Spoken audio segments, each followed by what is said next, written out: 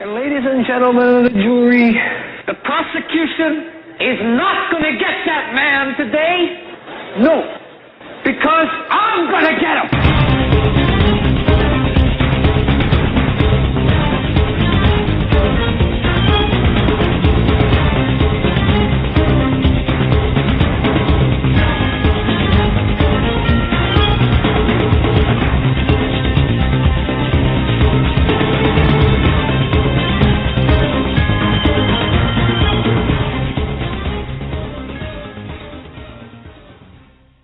This is the Hagmann and Hagmann Report for today. It's Tuesday, February 26, 2013. I'm Doug Hagmann. With me is my co-host, my son, fellow investigator, Joe Hagmann. Together we are the Hagmann and Hagmann Report, and tonight we've got an extremely, extremely important show for you folks. I'm excited to have this show. Both Joe and I are so excited to have two very special guests on the program tonight. Before we bring them on, I just want to do some housekeeping here. First of all, I want to thank everyone for joining us and for listening to the program, for being part of our program. We've got Joe. First of all, welcome to the program, Joe. Welcome to the studio. Glad to be here. And you are rebooting on a landline now, and we'll get you back up and running as soon as I see you pop on. I'll add you. But yes, Dr. Judy Wood, author of Where Did the Towers Go? The website, wheredidthetowersgo.com, and drjudywood.com. Lots of information there. And, of course, very excited to hear tonight's show. And Pete Santilli's going to be on, too, of course, so the Pete Santilli Show. Folks, if they haven't tuned into the Pete Santilli Show, oh, my gosh, you've got to listen to Pete Santilli. He's got some of the most groundbreaking guests and some of the most groundbreaking information that you ever want to hear.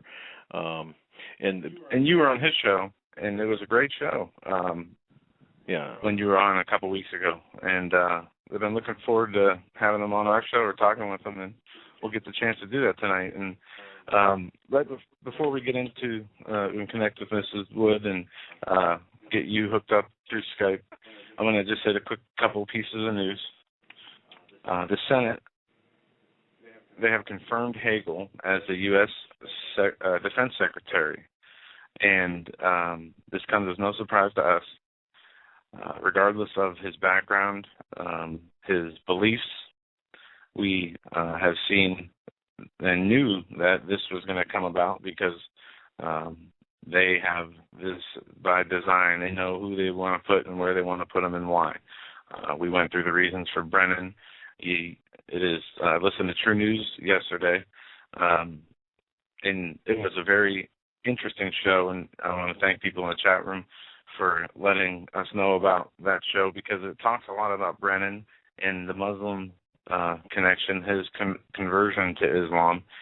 But not only that, it really gets in deep to the whole Muslim Brotherhood infiltration of the government, spanning from the DHS to the EPA to the executive branch. And it is very problematic. And there was a lot of things on his show yesterday that were pointed out that were new. It was new information to me. But yes, they've confirmed Hagel as the new U.S. Defense Secretary. And I think we have our guest, Dr. Judy Wood, on the line. Hi, Dr. Judy Wood. This is Joe Hagmann. My dad will be joining us shortly. He just is rebooting. And I want to thank you for coming on. It is a pleasure to have you. I have heard interviews that you've done in the past and have known about you and your work for a long time, as long as it's been out, as I've been following the 9/11 truth movement, and that's one of the things that really opened my eyes. So welcome to the Hagmann and Hagmann Report, Dr. Judy Wood, and I'm going to bring my dad on now, and we will be ready to go. Will you also be bringing Pete Santilli on? Yes, I will be doing that here now that we got my dad on, I think. Okay. There we go. Can you hear me? I can hear you. Okay. All right. Dr. Wood, can you hear me? Yes, I can. Oh, beautiful. Well, things are working well then.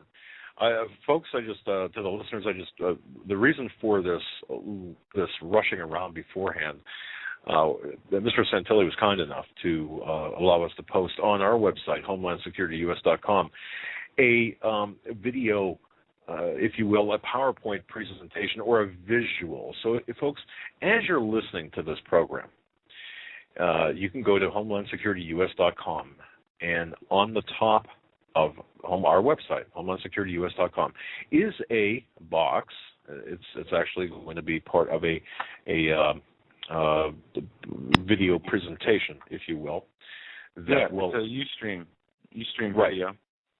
And this is kind of a graphic heavy, if you will, a graphic heavy presentation. Well, we could do it without graphics, but it certainly works better with graphics.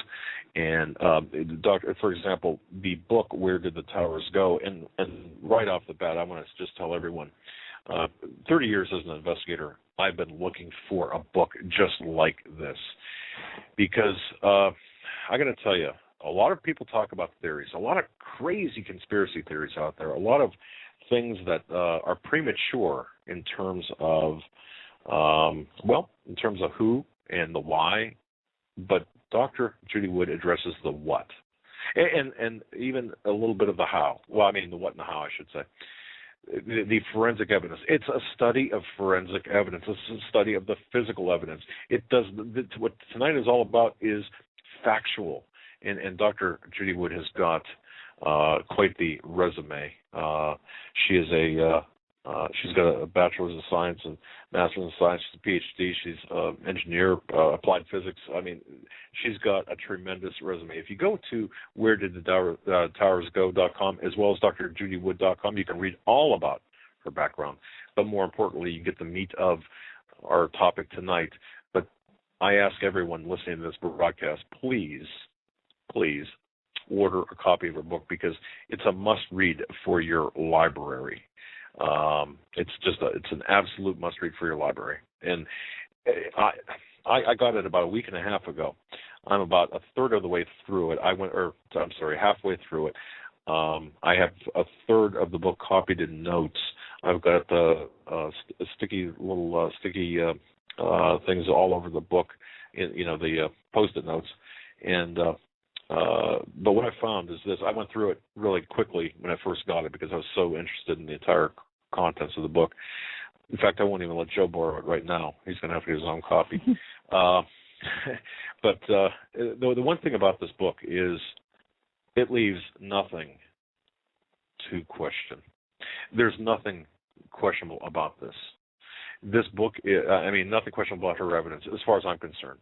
It's straightforward, and I would be comfortable testifying in a court of law, whether it be the preponderance of evidence or beyond a reasonable doubt. I believe that Dr. Wood is... It covers both. It does. And so, Dr. Wood, without taking a lot of time, any more time, again, I just urge everyone to go to wheredidthetowersgo.com and drjudywood.com, both accessible via our home site at HomelandSecurityUS.com. Click on the links there. Grab yourself a copy of the book. Read it, devour it, commit it to memory. And the next time someone says, "Hey, there's nothing wrong with the official story of 9/11," tell them, show them the book. Show them the book. Don't give them your copy. Make them buy one, because Dr. Wood I'm sure she put a lot of blood, sweat, and tears into this book. Dr. Wood, how long did it take you to write this? Well, I kind of wrote it as I went along, but it took a lot longer to get it out there. I first had a publisher who refused to publish it, and unless I cut it down to a fifth of the size and took out all the pictures, and took out half the information, and refused to let me out of the contract for a while. But fortunately, I was finally able to get out of that contract, and I wasn't going to risk hooking up with another one, so I published it myself. Okay. So, I've got to tell you, as far as books go, it's a beautiful book. Seriously, it's a beautifully well laid out book. It's got over 800, I believe, illustrations and photographs, diagrams in it. It's well worth 3 times. I paid for textbooks, and this is a textbook-style book. It weighs like 10 pounds, and I've paid probably, I don't know, 3 times as much for various textbooks of the same kind. And so it's a deal. But thank you for making it available to the general public. Thanks. And all the used books on Amazon are much more expensive than the new one. Oh, really? Oh. Yes, some of them are. I saw one for $1,000 today. But they think that they're hard to come by, but they're generally at least $100. Well, at either 36 or whatever the price. I don't remember what the price was. Yeah, $39.95 and plus the shipping. I got to tell you, plus there is, in mine, I got a little handout, if you will, of the map of the World Trade Center and their complex area. It's like a handout that came with the book as well. So yeah, a bookmark that has the map on it, and it shows the buildings and their height and just things that I wanted to have handy when I was looking over information, like when did the North Tower get its hole, when did the South Tower get its hole, when did the North Tower go away, and or also how tall were various buildings, how many stories tall was this building or that building, things like that. Well, and I'm looking at this bookmark, this photographic bookmark, and Joe and I have been to New York City numerous times. We've spent 18 months working in New York City, but I walked down right after 9/11, walked down Vesey Street and walked down West Street, across through the rubble there, and it was taken by a detective actually through that area before it was opened or when it was still being cleaned up, and saw some of the most heinous things, on the sidewalk in terms of where the people had perished. And it affected me greatly. And I had seen some other things. I couldn't quite pick, as I wrote in my promo on HomelandSecurityUS.com earlier today, I saw some things I couldn't quite put a finger on. Things that bothered me that I just didn't know what they were. I mean, something bothered me. I just didn't know what it was when I was down there. And it was interesting because I was not allowed to take photographs past Vesey Street or West Street when I was down there right afterwards. They would not allow me to take photographs or take my camera, that is. And I thought that was rather unusual. But in retrospect, and after reading your book, I can understand why, or getting through your book as much as I did, I can understand why. But with that, I just want to say, Dr. Wood, thank you. Mr. Santilli, are you on the air? I am. Please call me Pete. How are you? I'm here now. Okay, Pete. Well, Pete, it's great to have you with us. And, of course, Pete Santilli of the Pete Santilli Show, PeteSantilliShow.com, right? Or no, I'm sorry. It's the PeteSantilliShow.com. I have a daily broadcaster. Mm-hmm. Had I not spilled coffee on my notes, I probably would have been able to read that. You know how that goes. But I got to tell you, if you go to HomelandSecurityUS.com and grab a hold of if you go down to the second link, all of the links, including Pete Santilli's website, his broadcasting website, are there, as well as Where Did the Towers Go, and Dr. Judy Wood, her site. So it's all there, and a location sites to purchase the book as well. But welcome both of you. Joe and I are proud to have you. Now, Mr. Santilli, Pete, how do you want to start this off? Because you've interviewed Dr. Judy Wood before, and we can get clouded up. We can trip over ourselves, Joe and I could. How do you want to start this out? With your experience interviewing Dr. Wood, let me defer to you. Let's Joe and I defer to you. How do you want to start this out here? Or go ahead, Dr. Wood. I know what I would like to start with, and it may seem elementary to people, but it's really it lays out the groundwork for it. Is to maybe begin at slide number 8. All right. And once again, I'd like to direct everyone to HomelandSecurityUS.com, where Pete Santilli has been gracious enough to allow a PowerPoint presentation to be placed on our site. It's their proprietary material. Well, actually, slide number 7 would even be the... slide number 7? Okay. Yeah. Yep, slide number 7. And just to remind people of where this all started. Let me know when it's up. All right, and for those listening live, what happens is when you first click on the Ustream Live link, that's what you'll get. That's what you'll get. You'll get an ad initially. You'll have to go through that, and then after that runs its course, and the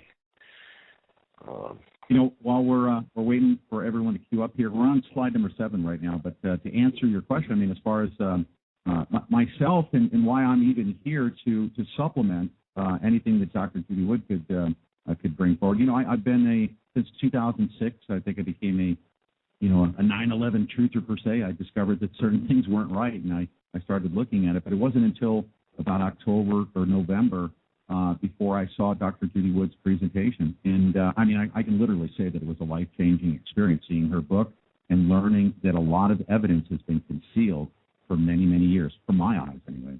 And I'm sure that will apply to just about anybody listening to this today. But it was hidden in plain sight, and I'm going to explain the secret behind how that's done. And I think it's probably done in most crimes of whatever size. It's essentially a magic show where you're directed to look over here while the trickery is going on over there. It's there's nothing new under the sun. We're living lies, a number of lies, in the number of in just about everything that's taking place right in front of our very eyes, and it's covered. It is a magic act. 9/11 is no different. Okay. To have two 500,000-ton buildings go missing, and nobody realized that is around the world. Isn't that pretty amazing? And a lot of people don't. I don't really think a lot of people understand how big those towers were, how huge those towers. That was me. Let me know when it's queued up. Is it ready to roll? Let's see. We're on number 7. It's got the yellow block down in the bottom right-hand corner. Okay. Beautiful. Yeah. Okay. On the left, we see what was there beforehand, and that yellow box is all that's left that afternoon, and which you see on the right with those. The outer walls. The outer walls were made out of prefab units of 3 stories tall by 3 columns wide, and they look like wheat check cereal. One photographer referred to them as wheat checks, and I think that's a good way to refer to these sections of outer wall. So you just see a few wheat checks left there. And I want to click it and go to reminding you what was there, and to have that much material just turn to dust and go away. It's the dawn of a new age. Somebody has in their hands the ability to direct the way energy is used. It's disrupting the molecular bonds of matter. And if we could, and click it again, if we can figure out how they did that, think of what that means. Free energy. Energy was directed geographically as well as giving it instructions as to do something differently than it normally does. To just take them, instead of the molecules being attracted to each other, they repelled each other, and the building, just came apart into dust. So, again, click it. The technology exists. We know it exists because the whole world saw it. They saw what happened. They just didn't know how to interpret it. Wow. Okay. Go on. It just blew my mind just looking at this. Go ahead, Dr. Wood. Just seeing how much material is there, and then what it ended up with. I'm not watching the online thing, so I'm not sure. We're back to the original image of with the yellow box on it, showing that that's all that's left of those huge buildings. Well, your book is aptly named then. Where did the towers go? And it was partly motivated by this conversation we'll see of Peter Jennings in the studio talking to George Stephanopoulos on the site, and Peter Jennings asking, where'd all the rubble go? And when he said that, I saw that live. It was 24 hours after the event. And I went, oh, good, somebody else is asking the same question. But that was the last time I heard it. So, according to your book, I mean, there was a whole lot of material that just vaporized. Well, it didn't say it dustified. So, right. If we look at slide 8, this is just the kind of warm-up as to set the scene here. The towers didn't burn up, and they didn't slam to the ground. They turned into dust in midair. Think about that. You can see it squirting up and out. This is dustifying. We don't have a word in our vocabulary to describe this process because we've never seen it before. So using a known word to describe an unknown phenomenon is incorrect because then you're biasing your observation, so it needs a new word. And so I use dustification. I mean, it's pretty clear what that means. And well, right. Now, but see, we all watch this on television, if not live, then certainly on the rebroadcast. We saw the towers come down. Why didn't anyone, well, you obviously at the time, or people like you in the know, said, hey, wait a minute, this doesn't seem right here, I guess. Is that what you, when you saw this live, or when you saw the first time you saw this, what did you think, Dr. Wood? Wait, somebody's pulling a fast one on. It's like a visual version of War of the Worlds, which was, on radio. And I was in the faculty conference room amongst colleagues who were professors of mechanical engineering. And I looked like, you guys aren't buying this, are you? I didn't state that, but that's the expression I had on my face, almost snickering, like somebody's playing a joke on us. And they looked at me like I was some weird wacko. And they were already sucked into it. They were already, entrapped in the bamboozle. And that was the creepiest feeling. Oh, yeah. And as everyone did, I suppose, or most people did, we're watching it live. I mean, how could it be anything other than the fact that planes hit buildings and the buildings fell down because of the jet fuel, the heat, and the collateral damage from the planes. So, but when you saw it, obviously based on your experience, you saw something totally different, and you saw this magic act take place. Yep. You want to go to slide 9, and this is where it unfolds. Why did so many people not see this on 9/11? And I've come to the conclusion there's 3 basic reasons: problem-solving skills, and groupthink or peer pressure, and they're terrified of the implications. One or more of those things would block someone's ability to see what was happening. If folks around them are thinking whatever, they're going to think that too. That's, the pressure of groupthink. But I like to first start with the problem-solving issue. How do you solve a problem? You first have to define the problem. But go ahead and click on that next one about, the answer is 27. Am I right? Is the answer 27? Yes. Well, what's the question? You have to first establish what the question is before you know if 27 is the right answer. Okay. And that is the key. That is the key to it all. Because if you start out with a conclusion, you imagine what the question is, so you're solving an imaginary problem. I called it a trick question the first time she asked me that, by the way. Well, I feel like I just learned something here just now, but okay, you're right. So if you start out getting everyone to argue about, how it happened or who did it, before they've established what happened, they're only arguing about imaginary problems, and they can never, ever, ever solve it. That's the secret. So let's go to the next slide, slide 10. And I call that a syntax error. Normally in math, it's, the order of where you multiply or divide or, add, it'll change what the answer is. And some people think that if you, throw everything in there, including the kitchen sink, then click to the averaging out the answers. Yeah, or average the answers, that you come up with a solution. You just throw things out there. But you first, if you define the problem, then you can get to the answer. So Pete, you want to click it to get it so it shows the theory. So if we start out with theory, a theory of how it happened. And from there, you're going to say eeny, meeny, miny, moe, fire or thermite or dynamite or planes in the buildings or mini nukes, whatever. Someone's going to pick from this known list. you're already biasing your observations. You're going to go cherry picking and collecting data in a biased manner to support one of your preconceived ideas. And if you click it now, what happens if it's something else than what you already, considered? You're fixing to mess up. So what you're doing is starting out with a theory and establishing what happened. Click you're using a theory to establish what happened rather than the evidence. Biased data collection, obviously. Okay, wow. Because then if it's something else, you've not included in that box, because it's a multiple choice test where the correct answer isn't on the test. Are we that far gone, Dr. Wood? And seriously, yeah. Wow.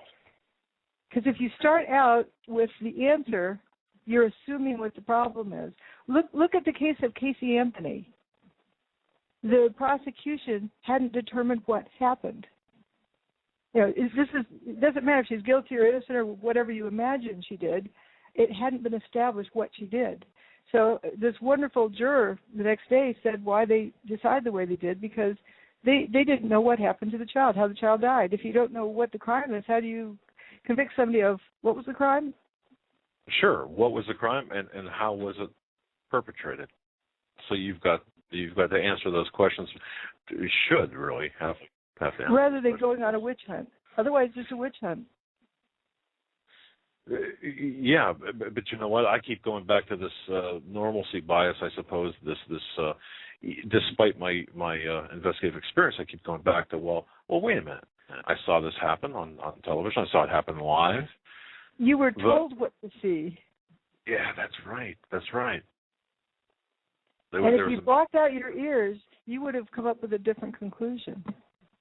Because that's what I do. When my eyes and ears don't agree, I just shut off my ears. And I look with my eyes. And what I saw was a building unraveling like a sweater. And you stop and imagine, does a collapse look like that? Nope. So I knew something there was weird. And I just block out my ears after that. I grew up without a television, so I wasn't programmed to, jump in. Okay. You mind if I interject? I think Please. I saw this today for the first time. As a matter of fact, Doug, I think this is probably the best indication of what I was told on 9/11 by some of these actors. And we know now that what these people were saying, what they were telling us on that day, is completely false. I actually heard on Morgan Reynolds' show today a Fox News clip where an actor, a guy that was identified as an actor, on the street talking to a news reporter, actually telling the audience what they were seeing. And if I can play that for us here, it's very, very impactful. This is what sure. Yeah. Freelancer for Fox. You live just a few blocks away and witnessed, dude. I live on the 43rd floor of a building which is 5 blocks from the World Trade Center itself. I witnessed the entire thing from beginning to end. People talk about how it looked like a movie. I know when I came walking down here early this morning and saw both towers on fire and people on every street corner, it was like a movie. But you watched the planes hit the towers. I was watching with my roommate. It was approximately several minutes after the first plane had hit.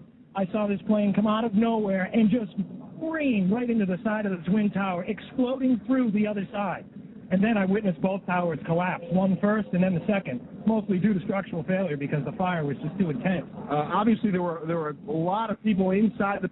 Because the fire was too intense. I mean, he was essentially identified as an actor. He was on the news telling us what we saw, and he obviously put some stuff in our brains that were permanently embedded. But we did see that the plane hit, and we did see it not come out. We saw what we were told was a plane. Okay. And so, if you're going to pull off a magic show, see, I start with what do I know that I know. And this is a big thing of mine. I say, know what you know that you know, and know that everything else you don't know, and don't mix the two. That's good advice. So especially if it's a psyops thing, and for sure 9/11 was a psyops, you need to be really careful if you're being led down the garden path. If you're being led down the garden path, it's time to leave the garden and go think by yourself. And so people are very easily pulled, in one direction or another. You want to put up slide 11. this is because to tell you what happened. If you want to know what happened, you have to start with the evidence. You don't start with assumptions or conclusions. And if you look at this, when the building came apart, here are these wheat checks falling, trailing dust. And you notice the aluminum, these were steel structures with aluminum cladding on the outside. The aluminum cladding is flying off, and it doesn't seem to be trailing dust, but the steel beams and columns are trailing dust. Now, I like to challenge people with the idea of impersonating one of those steel beams. So if you're going to impersonate the steel beam, what would you do? Stand on the top of the tower, cover yourself with dust, and jump off. And from the ground, you look up. Is somebody going to see that much dust pouring off of you? No way. Okay, so you carry a couple armloads of bags of flour, and you eject that out as you're falling. Are you going to look like you have that much an opaque trail of dust behind you? No. Yeah. So pretty soon you realize that steel beam is turning into dust as it falls. That's where the dust is coming from. This isn't just a dirty, dusty beam from a windowsill that wasn't cleaned. And it blocked out 100% of the sunlight for a few minutes. Okay, and for those just listening to this program, there's a split screen. One with the on the left-hand side of the screen is what I don't even know how to describe it. The wheat check is the facade of the building of the Trade Center, and then the second on the right-hand side is a mess of dust. Yeah, and don't forget these buildings were built to withstand an impact of a plane. These buildings were built. There were basically three separate buildings, each one put on top of each other. Right. Wow. Okay. And that's slide 11. Okay, Dr. Wood, go ahead. And if you can go to slide 12 just to have the visual there.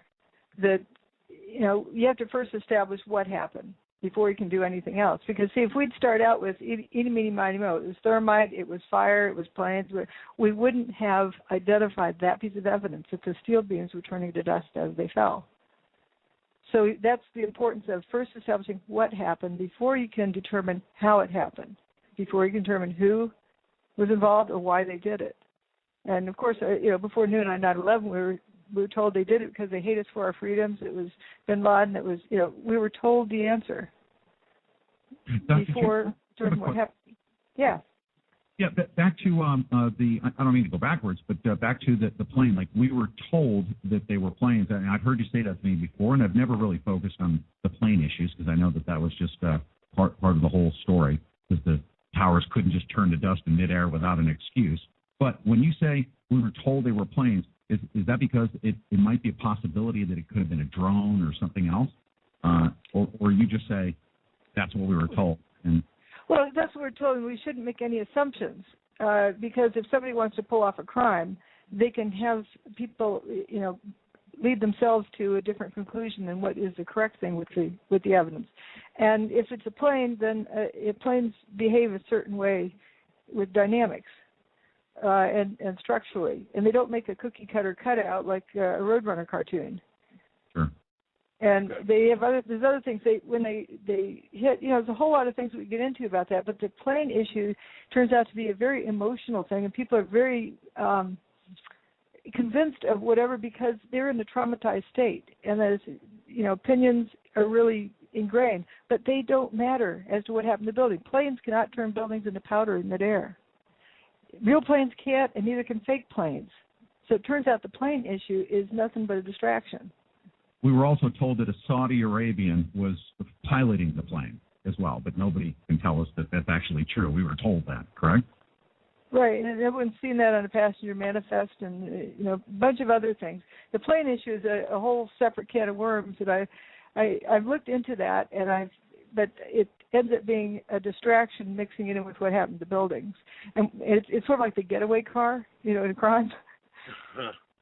All right, we can stay with what we know, or the physical evidence, or what you've covered in your book, and I think that's probably the safest place. And from there, we can build from there at another time, or when as more evidence is developed. But okay, so basically, what happened, Dr. Wood? I mean, we're looking at these slides. We're looking at these towers disintegrating, right, dustifying. What's going on? There's three main things that show that the buildings turn into dust in midair. And one of those is that, if a building had slammed to the ground, you'd see a pile of debris left over, and that didn't happen. If they slammed to the ground, the bathtub would have ruptured and would have flooded all of lower Manhattan. Something that most people don't realize is that the towers were built in the Hudson River on bedrock 70 feet below the water table. So then they had this water retaining wall, like a dike around the base of the towers. If that dike had been ruptured, there's no question you would have flooded all the subway tunnels and so forth in lower Manhattan. And the third thing is, if the towers had slammed to the ground, the seismic charts would have reflected that, and that didn't happen either. That's true. Now I've got the seismic readings here in my hand. But let's go back to the bathtub, because I think that's an extremely important part of this. Of course, the Hudson River is off to the west of the complex of the plaza. You've got building. Go ahead. Sorry, slide 36 and 37. You can show. We're just. Okay, I think this is so important, the bathtub aspect of this, because back in '93 there was significant damage. Of course, that was an alleged blast in the parking garage, but there was. Okay, wait. There we go. The slides are up, I believe. So which one are you looking at? 37 or 36? 36. Okay, and so you see the Hudson. This is before they built the World Financial Center across the street. So they were already extending out off of the rock of Manhattan offshore. Then they built a dike around. But you can see the first floor is right there at water level. And so the 7 stories below ground were all below the water level. And then there's this path train tunnel it rests on the bottom of the bathtub and goes underground over to the New Jersey side. And that wasn't breached. Okay, now someone would say, Dr. Wood, though, that with the trauma or with an impact or something taking place on top, way above 80-some stories above ground level, that even with the collapse, one would expect, or one could say that, or one could excuse the fact that this bathtub was not breached. What do you have to say about that? You have 500,000-ton brick and you slam it down to the ground. It's going to do something to the ground. And we can compare that with regular controlled demolitions and how they behave.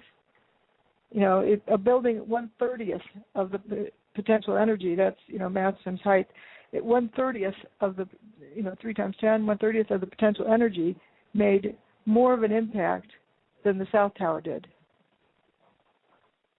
The Seattle Kingdom made a 2.3 on the Richter scale, the equivalent of 2.3, while the South Tower made a 2.1. Okay, which doesn't make sense at all. And Building 7 made a 0.6 on the Richter scale, and it's 6 times the size of potential energy-wise of the Kingdom. Okay. Wow. So that would certainly indicate you're going to one of your latter chapters, the dustification of the building. That would certainly indicate to me that the full force or the full weight of what was 80 plus stories above ground, or 100 and some stories above ground, didn't impact the ground as it should, or didn't register a seismic reading as it should then. So that means that, it turned the dust on the way down. And not only that, the only seismic signal was a surface wave, which is like what you would get if you get out of bed in the morning, your mattress springs back because the weight is removed from it. If you slam something down on the bedrock, a 500,000-ton load on the bedrock, it'd be like ringing a tuning fork. And at the other end of that bedrock is the seismic recording station, plenty of other seismic recording stations, and they did not pick up waves that traveled through the earth. Remember when you learned about seismic signals, they talk about the P wave arriving first, then the S wave, and the difference, the lag in that arrival time tells you how far away the epicenter is, because those two waves travel at different speeds through the earth. One is like snapping a rubber band. That's the P wave. It goes a lot faster. And then the other one is like goes the vibration is horizontal, so it's like wiggling a jump rope as it ripples down. And those waves were not recorded for the demise of any of the buildings on 9/11. Neither tower or Building 7 or Building 3 or 4 for that matter. And Dr. Judy, today we heard from Rob Salt. He was there at Ground Zero, just a matter of blocks away, and he was told that one of the towers had collapsed, and he didn't even hear it. He was a couple blocks away. He didn't hear a thing. And that would only be possible, Pete, with, I mean, if you've got tons of concrete coming down, you're going to hear. I mean, you're going to hear. Or steel, it should be sounding like it was raining dump trucks. Yeah, that's a pretty good assumption. Yeah. So, okay, now in your book, and I'm trying to follow along too. I've got your book on one side of the screen, on the other. In chapter 2, and maybe I'm regressing here, but you do point out the billiard ball example, and then with subheadings of that or subchapters of pancake theory, and of course the visual evidence. What's the billiard ball example? Am I regressing too far? No. If you go to slide 42, and there's going to be a lot of clicks in there. If you start out there, let's see. That blue line down. All right, you got. Okay, so when you start there, you see this blue line. Now you notice the horizontal scale is time. So let's pretend you're standing on top of the building. You drop a billiard ball over the edge, and it's going to take about 9.5 seconds to reach the ground. All right. That's just dropping free fall over the edge. And if you click the screen, now we have a problem that we have. Let's say we're going to overestimate the damage. We're going to say 9 out of every 10 floors is removed. It's been destroyed. So the 110th floor is going to drop and hit the 100th floor, but we see that the building's turning to dust, so it goes poof. But let's say it has enough energy to trigger the next floor to collapse. It doesn't, but let's assume it does, just for timing purposes.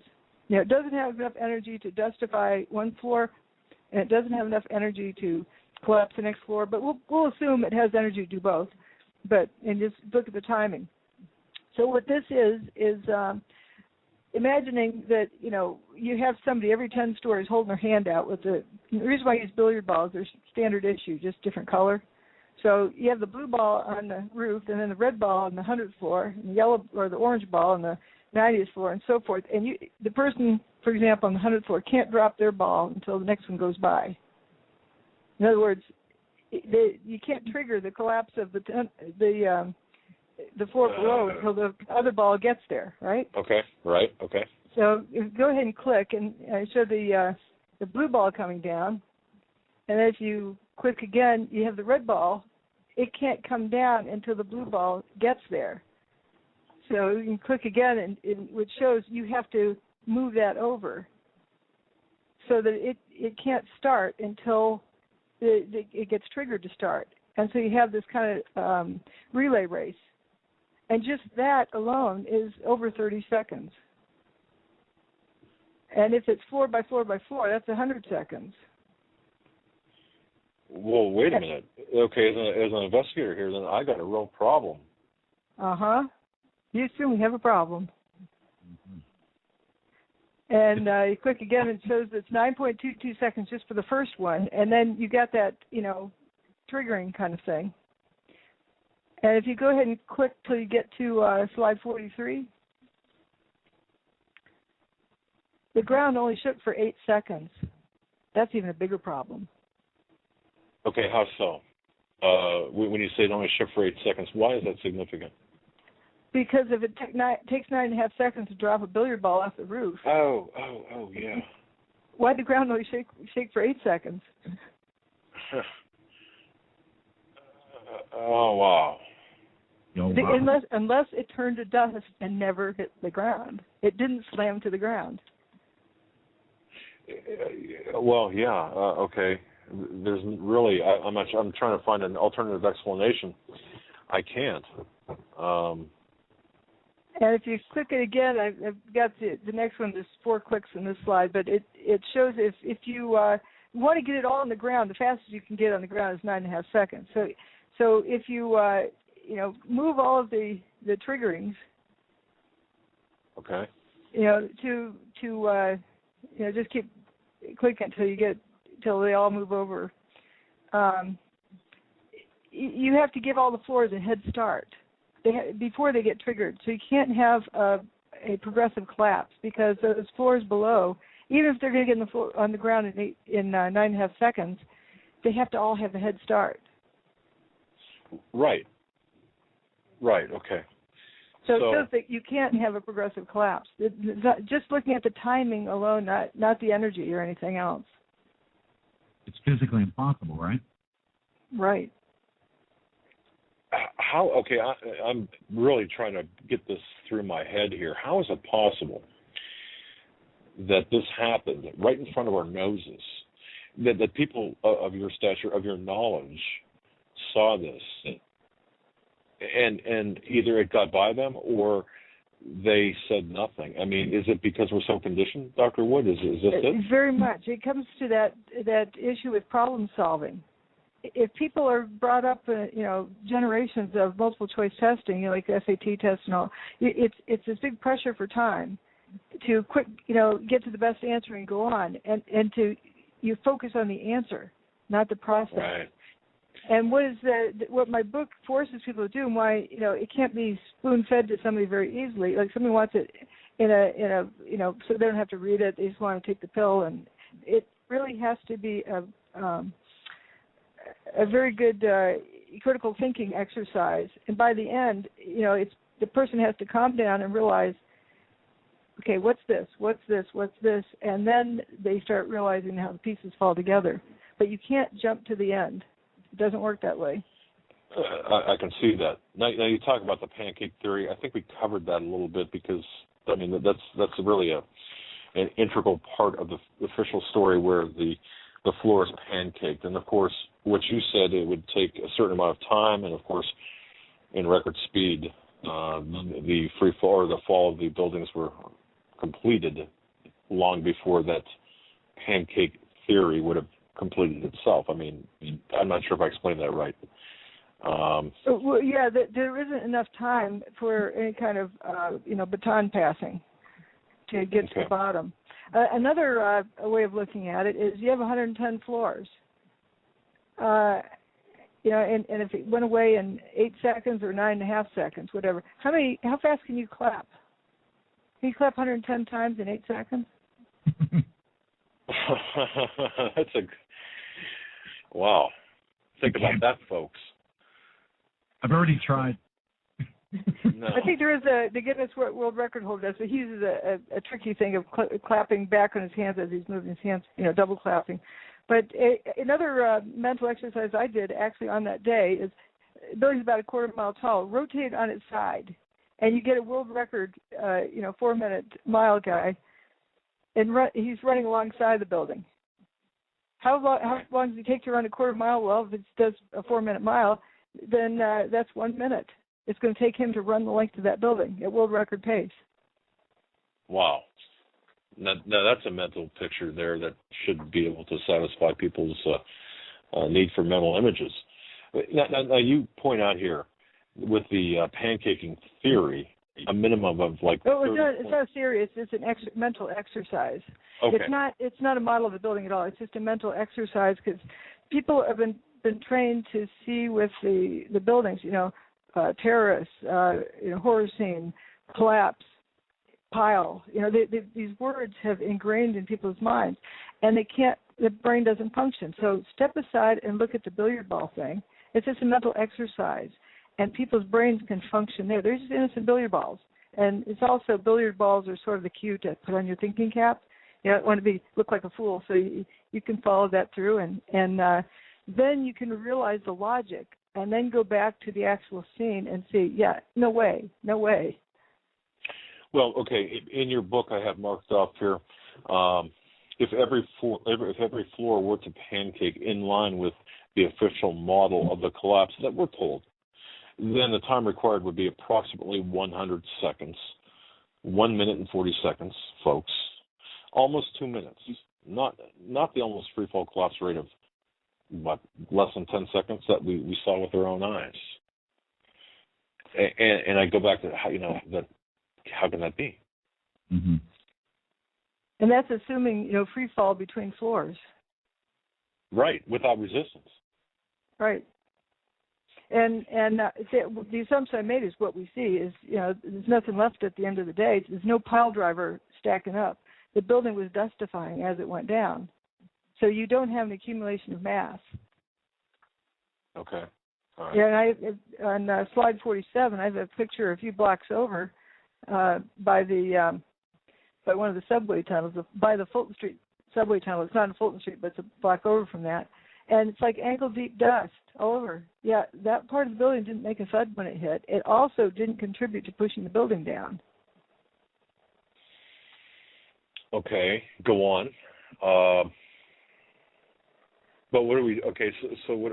Is it too early to ask at this point what we're seeing, or should we go into more? Oh, excellent that you asked. That's great. I didn't have to get a ruler out and slap you on the wrist. Because it's hard for people to just take in the evidence, and you take in the evidence long enough, and it'll tell you exactly what happened. That's another key too. Whenever you jump to a conclusion, what happens if what you've imagined is not what happened? Then you're fixing to mess up. You're clouding your mind with biased observations. So if you just take in the evidence, so what we do know and what we have established is the building turned into dust in midair. And there's also some videos of that are quite striking. That's a pretty bitter pill to swallow. Okay, turning to dust in midair. Okay. You want to go to let's see, slide 62. All right. Okay. And what we see, okay, is it up? There it is. All right, and you'll see around in the corner, I don't know if you want to point it out, Pete, that there's one of the steel beams you'll see emerge from there, trailing dust. And it's just see down, you look at the northwest corner of the North Tower as it's coming apart. And there's this steel beam that's emerging, kind of a bright color, and it's definitely trailing dust. And keep watching it. You'll see that it just goes away. No. You can't tell me that dust that is trailing it overtook it. No, it ran out of dust because it dissolved before it hit the ground. And you start looking at all of the other things getting heaved out of there, and they're turning to dust as they fall. So if they never hit the ground as a solid, they don't make a seismic signal. How is that possible? Well, folks, what we're looking at is a slide. Well, not a slide, an animation here of. Pete, you want to go to the next video? It reruns and it shows it. No, the next video just shows it full speed. Okay.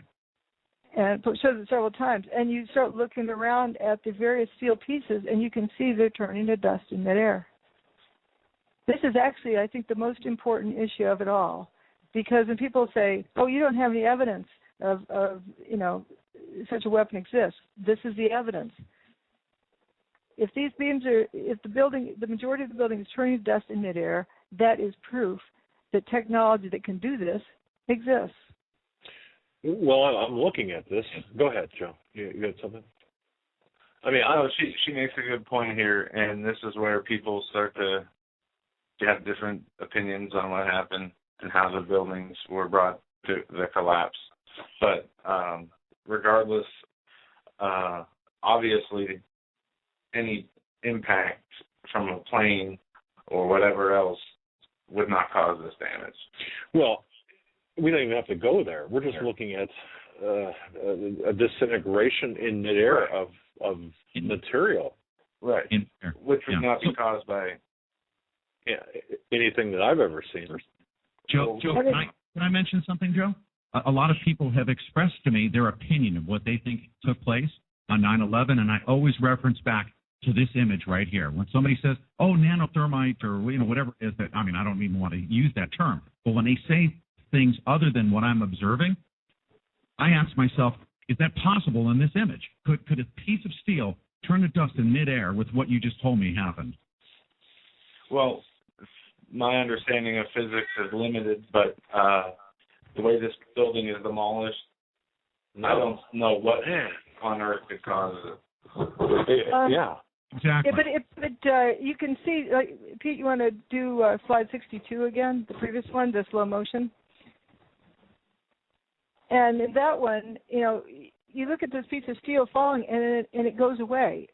You can't say that fine dust isn't going to fall. You can say that fine dust isn't going to fall as fast as a solid steel beam. So, but how is it overtaking the steel beam? So that doesn't make sense. The beam is generating that dust as it falls. Would it be an accurate statement to say as that beam falls, it is becoming dust or it's disintegrating? Yes. The molecules, instead of being attracted to each other, are repelling each other. That's why it looks like water coming to a boil, sort of just frothing out. Mm-hmm. Okay. All right. Well, Pete, was this kind of the frame or series of the animation that really kind of made you do a double take here of the entire situation? This is one of them, yes, and I'll explain when it actually comes up. The other thing that was just remarkable to me, but this is, it's indisputable. I'm watching pieces, and if you look at some of the other particles, you can see pieces of steel that are turning to dust in midair as it's falling, and then when you look at the total picture, you see that this building is turning to dust in midair. I mean, it's unquestionable. Your eyes, you can't tell me that I'm seeing anything other than that. And immediately afterwards, you don't see a pile of stuff left over on the ground. Like if you go to slide 64,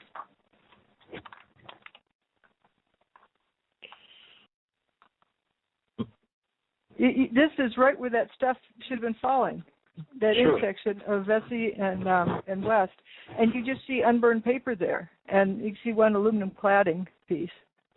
There were some steel pieces, but we saw those pieces falling towards that intersection. That's correct. And I was just visualizing standing on the corner of West and Vesey, or Liberty and Vesey, or Liberty and West. I'm sorry, or West. Or Vesey and West. Do you see is the picture up? Slide 64. It is. Yes. Mm-hmm. Yes. Okay. I'd like you, Doug or Joe, to describe what you think the body language is for those people standing there. Apparently, they've just come out of their hiding places. During the destruction of the building, they just come out of their hiding places. What are they saying? What? The people closest to the camera don't look like they were around as the buildings were collapsing, or they're not full of dust. They are walking onto a scene of where the biggest buildings in New York City stood, now empty, probably in shock. I mean, what the heck? You see hands on the hips, arms folded, hands at the sides. Yes. See the guy looking from Vesey Street with his hands on his hips, like, what the heck? Wasn't there a building here this morning? 110 stories worth, and now it's gone. And they have dust and paper, unburned paper. That bothered me a little bit too. But I thought, well, the ejected from the floors that weren't on fire would have caused the paper to come out and other things. But to me, and as I was going through your book, the fact that this is unburned paper, but well, it's kind of like what I heard you say before, where the toilets, we've got paper, but with lack of other material that's within the debris. Something's not right here with this. And I'm looking at this. I'm looking at this. I can see this. Folks, this is incredible. But by the way, we're up against the top of the hour break for our stations that are simulcasting this on AM and FM. I want to let you know we are joined by Dr. Judy Wood and, of course, Mr. Pete Santilli. if you go to HomelandSecurityUS.com, you can click on the website of Dr. Judy Wood and also Mr. Pete Santilli Show. And Where Did the Towers Go? This is a very special Tuesday edition of the Hagmann and Hagmann Report. It is the 26th day of February 2013. I'm Doug Hagmann. With me in studio is Joe Hagmann. We'll turn right back after about 2.5 minutes of messages. Stay with us. And tune in, by the way, for the PowerPoint on HomelandSecurityUS.com, compliments of the Pete Santilli Show. Stay with us.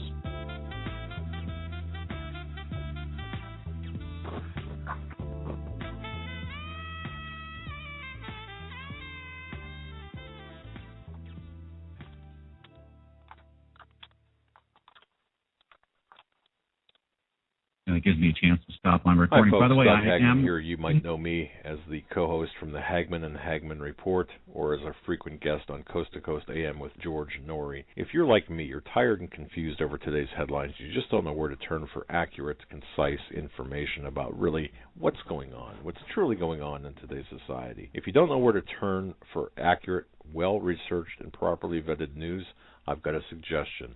In fact, it's a requirement. Bookmark Canada Free Press. That's CanadaFreePress.com on the internet. It's just not for Canada. It's for news across the world. Judy McLeod, founding editor, has put together a vast array of talented writers like Kelly O'Connell, Daniel Greenfield, Dr. Eileen Johnson-Powell, a lot of guest columnists, very talented writers. Folks, that's Canada Free Press at CanadaFreePress.com. Now mobile friendly. Follow on Facebook, because without America, there is no free world. Survival of the fittest. In any and all situations, survival is your number one priority. That requires being tough and thinking smart. And the folks at Freeze Dry Guy are going to help you do just that. They have the long-range patrol ration entrees, what they call the Brick Pack. When you're in survival mode, it is absolutely the best item for your survival pack or bug-out bag. You can go farther, faster, and carry more food with the LRP cold weather ration entrees. Not only do these long-lasting, durable entrees help sustain you or your family through the harshest environment or situation, they are by far the most delicious of their kind. No contest. With a variety of tasty entrees, you can't beat the LRP Brick Packs. Let Freeze Dry Guy help you in your survival situations. Go to freezedryguy.com. That's freezedryguy.com, or call 866-404-3663. That's 866-404-FOOD.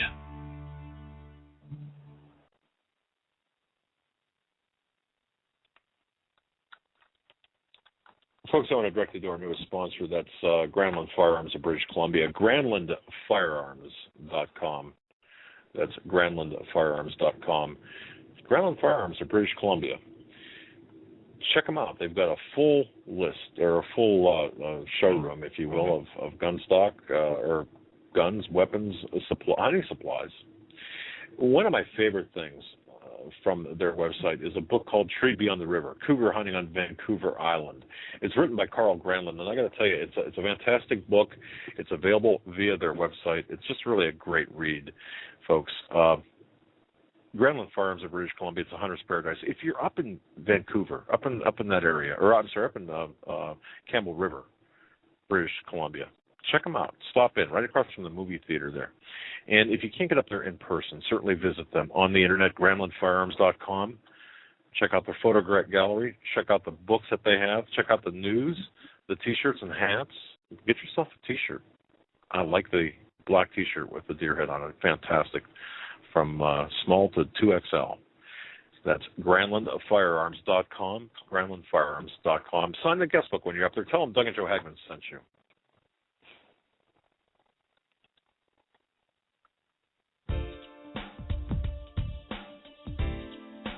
Hold on to your seats. The Hagmann and Hagmann flight is now taking off. Doug and Joe Hagmann have cleared the runway of TSA agents, jihadists, political crackpots, and global elitists. Now get ready for some real news. Here they are, Doug and Joe Hagmann.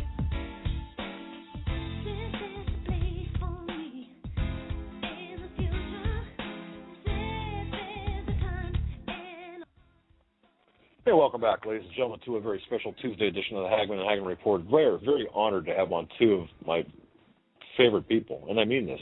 Pete Santilli, great guy, the Pete Santilli Show. Permanent link off of HomelandSecurityUS.com. He has allowed us to offer the visual presentation on HomelandSecurityUS.com. So if you're listening to this and you're by a computer, get to your computer, go to HomelandSecurityUS.com and follow along as Dr. Judy Wood is talking about her findings. And folks, let me, and I see some activity in the chat room, let me just verify something here. The topic of tonight's conversation is, where did the towers go? It's not, were there airplanes, or were there little green men in the basement, or was there a car bomb, or did a bird, land on top of the towers and take them down? It's where did they go? It's an examination of the physical evidence, nothing more, nothing less. And I love what Dr. Judy Wood had written about the physical evidence and about evidence itself. It's really simple, okay? It's something drilled into my head for the last 30 years. The evidence always tells the truth. This is not a case of belief. This is a crime that should be solved by forensic study of the evidence, and that's it, period. And Dr. Judy Wood is here to provide the evidence, and Mr. Pete Santilli is here to provide the ancillary evidence as well, and to work the video, or work the PowerPoint as well. So that's what it's all about today. Mr. Santilli and Dr. Wood, welcome back. Thanks. Thanks once again. All right, Dr. Wood, take us where we need to go right now. We know that the buildings came down. No, I don't know if they came down. I'm sorry. They went away. They were there, and then they're gone. That's we do know that. Remember, know that you know that you know. See how conditioned I am? Do you see this? Oh, exactly. Oh, it's deprogramming too. Wow. They were NBA'd. Permanently disappeared. Yeah. Okay. We were given these words, and that's why we need a new vocabulary, because we associate things with words. Collapse, the buildings came down, the buildings fell, terrorism, pile. So you assume there's a pile there. We haven't established there's a pile there. The only thing we've established is that we can't believe our lying eyes almost. No, we can believe what we're seeing.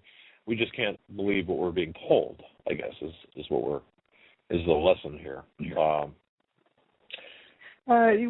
We can, you'll see, we have slide 65 up. This is from Building 7. And same thing, it may have looked different by looking at one little corner of the building, but it really is the same type of thing, just manifests a little bit differently. The building is, the left side is, they're both from a video during the demise of that building, but the left one is about 1 second ahead of the one on the right. And you see in 1 second time, a whole lot more frost, dustification has come out from every point of the building. Okay, and that isn't from a collapse. Okay. That's a whole lot of dust being generated. I don't Go ahead, know Joe. if this is a good time to address this question, but people are asking where was this equipment located? What equipment? Right. We're talking about evidence. Okay. Well, you have to first establish what happened. Okay, so I'll bring that up later. But we're establishing the building turned to dust. Most of the building, not 100% of it, but most of the building turned to dust. And once we establish that, it doesn't matter, what the serial numbers are on whatever gizmo, wherever. We know the building mostly turned to dust. Okay. But something that can do that exists. Pete and Dr. Wood, I got to tell you something.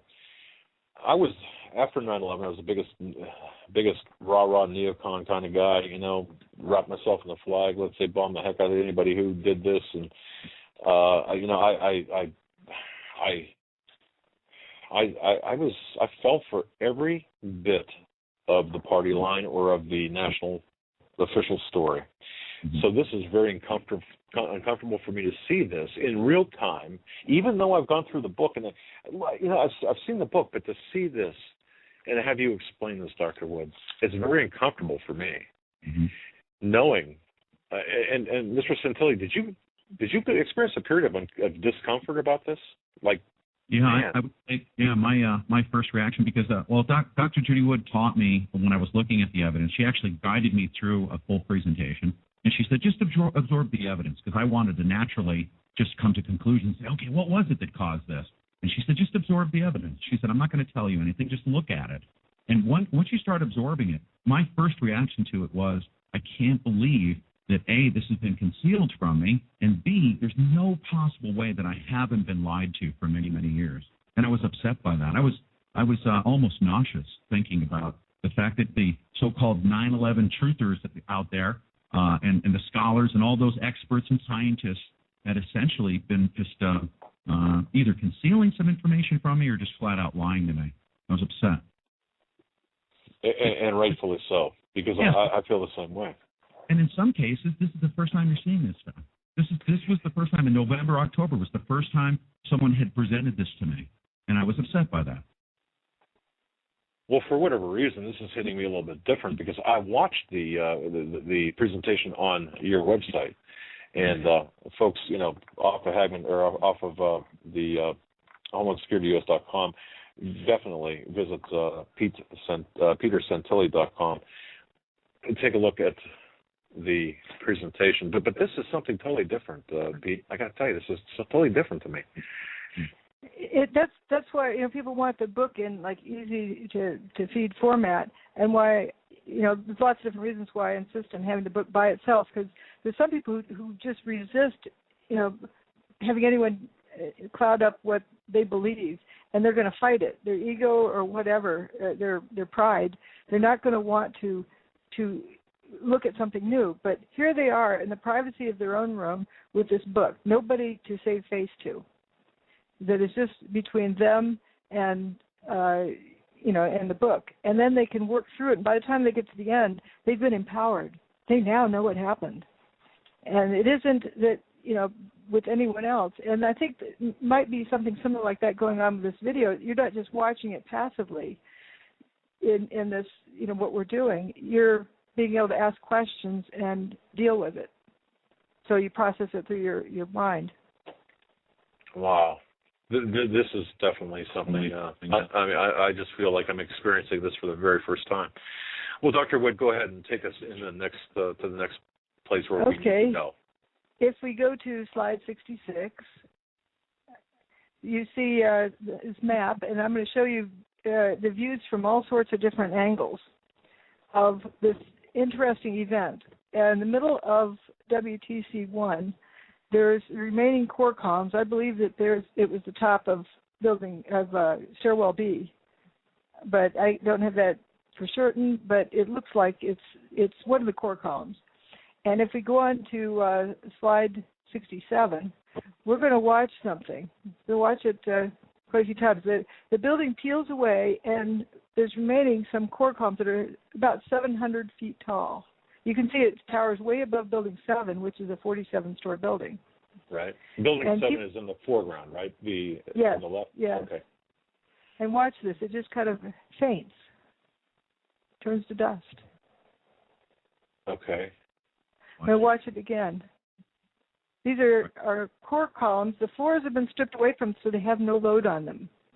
It's a 700-foot column. That's where the arrow is, 700 foot. Dustified. Watch it again. Man. This column right here. Watch that turn to dust. Wow. And my detractors say, well, it fell over. Well, I show it from all different angles, like 9 degrees from that, and the same thing. But if it fell over, it would take out several city blocks. And that didn't happen. You don't see the leftovers in the ground. It didn't happen. And okay, even if you cut a 700-foot hole in the ground, drop that thing down the hole, they're claiming that the dust you see was what settled on the vertical column from the demise of the building. And they're saying it's so fine it hangs in the air when the columns fall over. Well, if it hangs in the air when the columns fall over because it's so fine, how did it land on the columns to begin with? You can't have it both ways. No. No, Joe, did you have something to say? No? Okay. No, I'm looking at this column that just, you're right, Justifies. Justifies. And slide 68, you'll see how it peels like a banana. The floors and adjacent columns get peeled away from it, so it's not having to carry a load anymore. This thing wasn't designed to be freestanding, so that's a pretty strong structure. A nice rigid structure. And the floors get peeled away from it, and then it, poof, turns to dust. And you can see slide 69, we'll see that dustifying again. The fainting one. 69. Okay. And when you're finished with that one, go ahead and go to slide 70. Here's 69. Okay. You see that it's peeled away like a banana.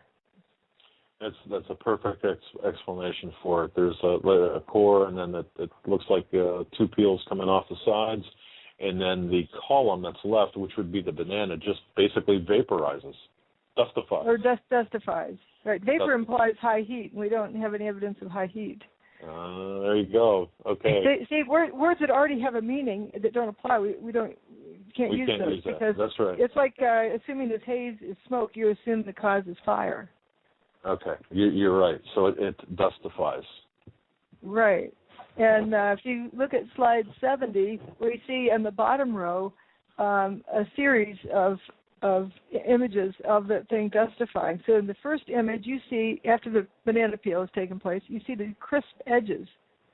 And then it becomes to the point where it no longer has crisp edges, and you see a whole lot of dust there, like a silhouette of it. So what we're watching, folks, is we're watching a physical structure of steel, of concrete, just dustifying right before our eyes. And those two images at the top are from across the river. They're sort of 90 degrees from those other one, from the fainting one. And you can see that cluster, it's got dust coming off it and it pours down. And then it just, you see it gets fuzzy and goes away. And if you go to slide 71, it shows the sequence where you see there's these crisp edges and that they're no longer crisp edges, and it's just dust.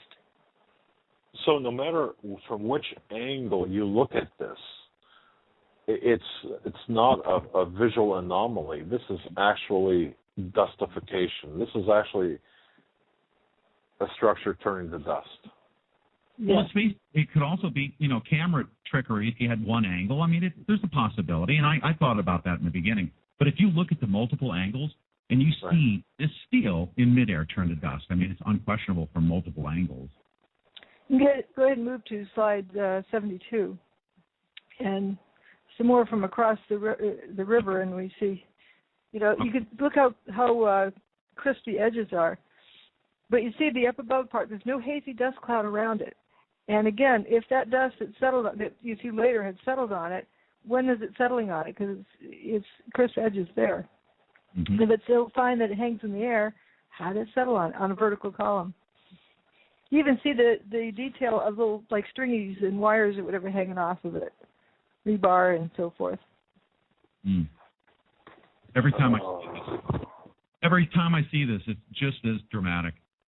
And at the base of this of stairwell B, you had 14 people survive and walk out on their own. There's two other people above them that survived, even though the building around them didn't. Dr. Judy, where is stairwell B relative to that column right there? I think it's right below. I think that's right. Stairwell B is in the middle of the core of the building, mm-hmm. and that's where I believe this is. I can't be absolutely sure, but these are core columns. It's if it isn't stairwell B, it's adjacent to it. But even still, above stairwell B, there was that amount of steel above it anyway. Yeah. And so the people right below that, walked out. They saw blue sky.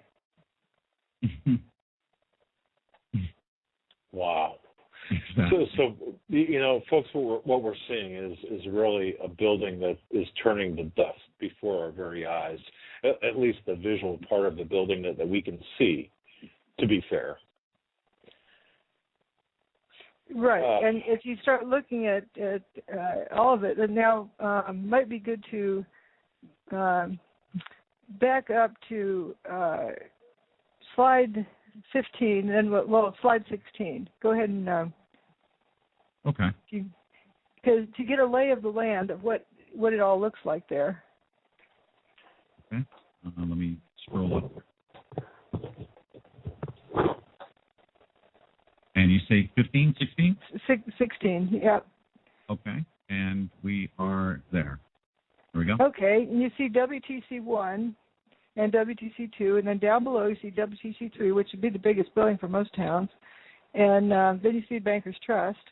And let's say you go to work one nice late summer after morning, and you're going to go into your office right down there. And you're going to look out your window, about from the 20th floor, and you're going to see, Tower 1 across the street, right? Right. All right. Let me know when it gets up to the next. You're looking out from there, like, whoops, where'd the tower go? Imagine this. This is an intact window, double pane window, in an office. You don't see dust on the windowsill. You're looking out, and there was a building across the street, a 110-story building, and it's gone away. And the glass still has a reflection. Right. Clean windowsill, no broken windows. Surgical precision like that. That's directed. It's one of the directed geographically as well as directed in terms of instructions. If you click that again, we can zoom out and look where Building 4 is, and we're going to go back in and look the other direction, and the main body of Building 4, a 9-story building, just went missing. If you had binoculars, you could probably see what was on somebody's desk inside that, that sliver of the north wing that's left.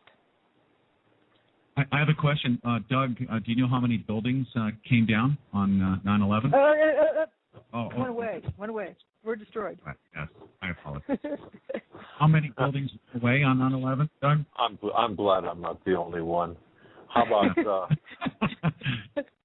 about 4? 4? I say 3. 7. All buildings with the WTC prefix were destroyed that day. And, Building 4 wasn't hit by an airplane, and neither was Building 3. Nor 7. Right. Neither was Building 6. No, went missing. Large portions of it went missing. Now, the buildings that were 1, 2, and 7 were completely destroyed. 4, 5, and 6. I know 6 had a huge hole in the middle of it, but there was some structure left standing. Right. The middle 50% or so went missing, and almost all of Building 3 went missing. As we saw right at the beginning, that little stub in one corner was all that was left. The rest just isn't there. You're right. I mean, not that you needed me to say that. You're right. 7 buildings. And in this one, we're seeing, the main body of Building 4 went missing, and some of the north wing went missing, and then there's just that little sliced off part. Look, an X-Acto knife sliced it off that's left. That didn't look like a collapse to me. To me, it looks like when I was a little tyke, our family drove through Topeka, Kansas, right after that horrendous tornado, and there was I thought it was an apartment building, but I think it really was a dorm. It looked just like that, and I could look at it and see a bed that was still made up with some magazines on the bedspread and some books on the dresser, and clothes hanging in the closet undisturbed. This tornado just sliced off half the building, and you could look right in, and that's what that reminds me of. It wasn't any effects of a huge wind. It was just like it sliced. It was like an energy field that just sliced off the building. Wow. All right, Dr. Wood, if I can, I know we're getting through. We're about halfway through the program. I don't want to leave people hanging at the end. So, but prior to the dustification here, should we get into? Well, first, Pete, you want to just go to slide 17 so people can get a layout of what parts went missing and how Building 6, the middle approximate 50% went missing. And there we go. Thanks. Go ahead, Doug. Well, I didn't know if you wanted to get.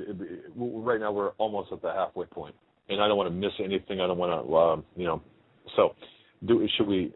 I've got a question about the people inside, and this is particularly personal to me.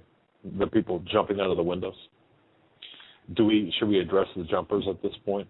We could. I don't want to go out of order, so Oh, maybe from slide 17 we just do this cluster here to also get a lay of the land about how little material is left. Okay. So, like after that one that we, of the holes from the top view, we see this lay of the land, and if you click on that, you can see there's an arrow that pops in showing the front door of WTC1. And if we don't get through everything covered, that's fine. Getting the most important stuff, that there's a lack of debris, lack of seismic signal, and lack of busted bathtub, ends up being quite important. But this arrow, if we're going to go look right where that orange arrow is on slide 18, and then when we go to slide 19, that's what was right where that orange arrow is pointing. And here we have this ambulance. It looks like it's in perfect condition except maybe the door. It wasn't clobbered with anything. You don't see any steel wheat checks around. There were some.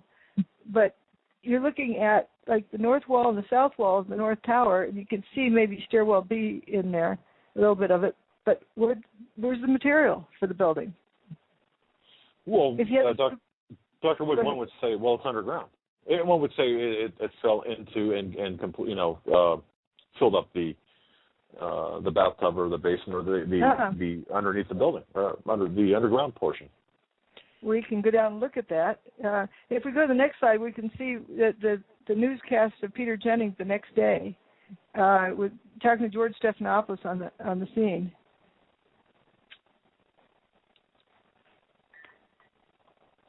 And you have to Norm. And today, George, I don't know if you heard a little earlier, we raised this question, which was actually raised by ABC's Jackie Judd, as we look at these areas on below. And it's a video where the towers used to stand, and where is all the rubble gone? And have you been able to is there any way you can answer that question? I'm sorry, Peter, I didn't get the question. Okay, I apologize. Jackie Judd and several other people keep asking us, when you look at where the towers used to stand, there is surprisingly so little rubble. Where did all the rubble go? It's a very good question, Peter, and I have asked some people who've been doing some of the rescue and recovery work this morning. If you look behind me, you can see the very remains, the skeletal remains of the World Trade Center. And one volunteer, Robert Gerlinsky, explained to me the reason there's so little rubble is that all of it simply fell down into the ground and was pulverized, evaporated. As I say, you have to feel sorry for him because his job is to tell the world what's going on, and that's the best he can do. I don't blame him. Right. It's like where is but what they were both documenting is the lack of debris. Right. Wow. I remember Julie and Pataki saying that everything was pulverized. I remember those words specifically right on 9/11, within 24 hours afterwards. Well, Judy, would you pulverize? Is that an accurate statement? No, pulverize is a grinding. Like a mechanical process, friction, something pushing against something else. We're getting a rock and hammering it on top of another rock. It's going to break up into bits. That's going to be pulverized. This is something different, and so it needs a different term. So whatever happened to the building is the definition of dustification. So we know the word's correct because we need a new word. This had particles down to the size of DNA. You don't get that through pulverization. Okay. And okay. Good. If you go to slide 21, we're going to look at where some survivors remained in the base of Building 3 and the base of Tower 1, and we're also going to go look below ground. I don't know if we want to hear the firefighters who were at the base of Tower 1 when they survived. What do you think, Pete? Is that video good or? Sure. All right. So that's slide 22. It's just a tremendous roar and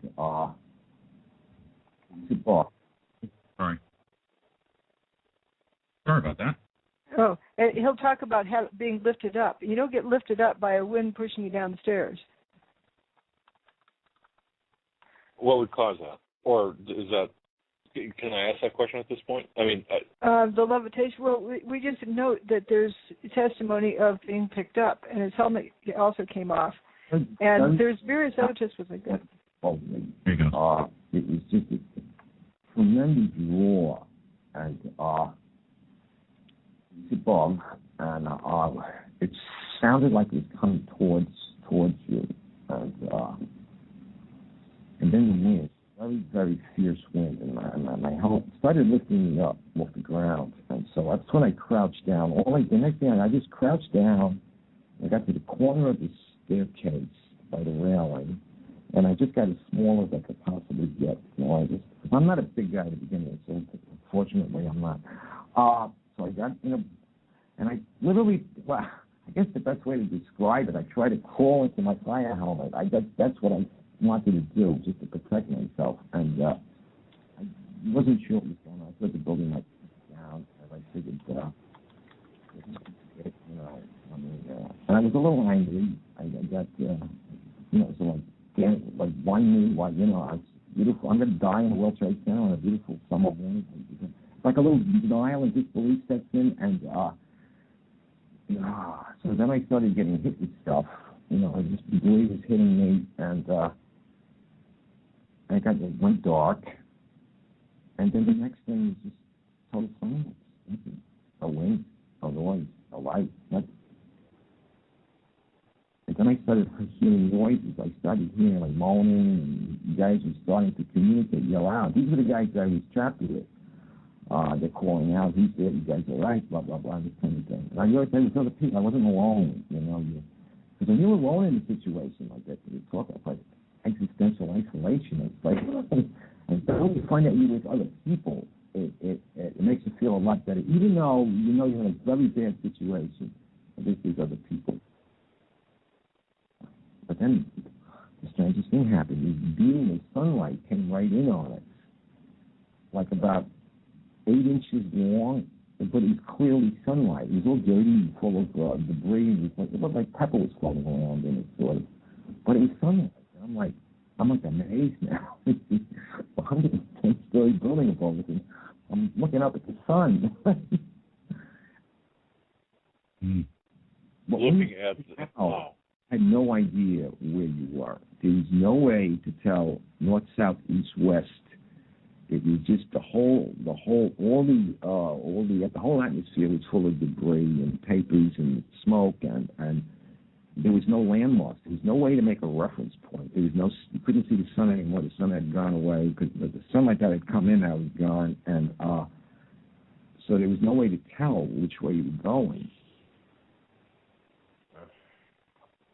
That's interesting. And they're at the base of that picture that's showing next to the video. They're at the base of that. At that moment, that picture was taken.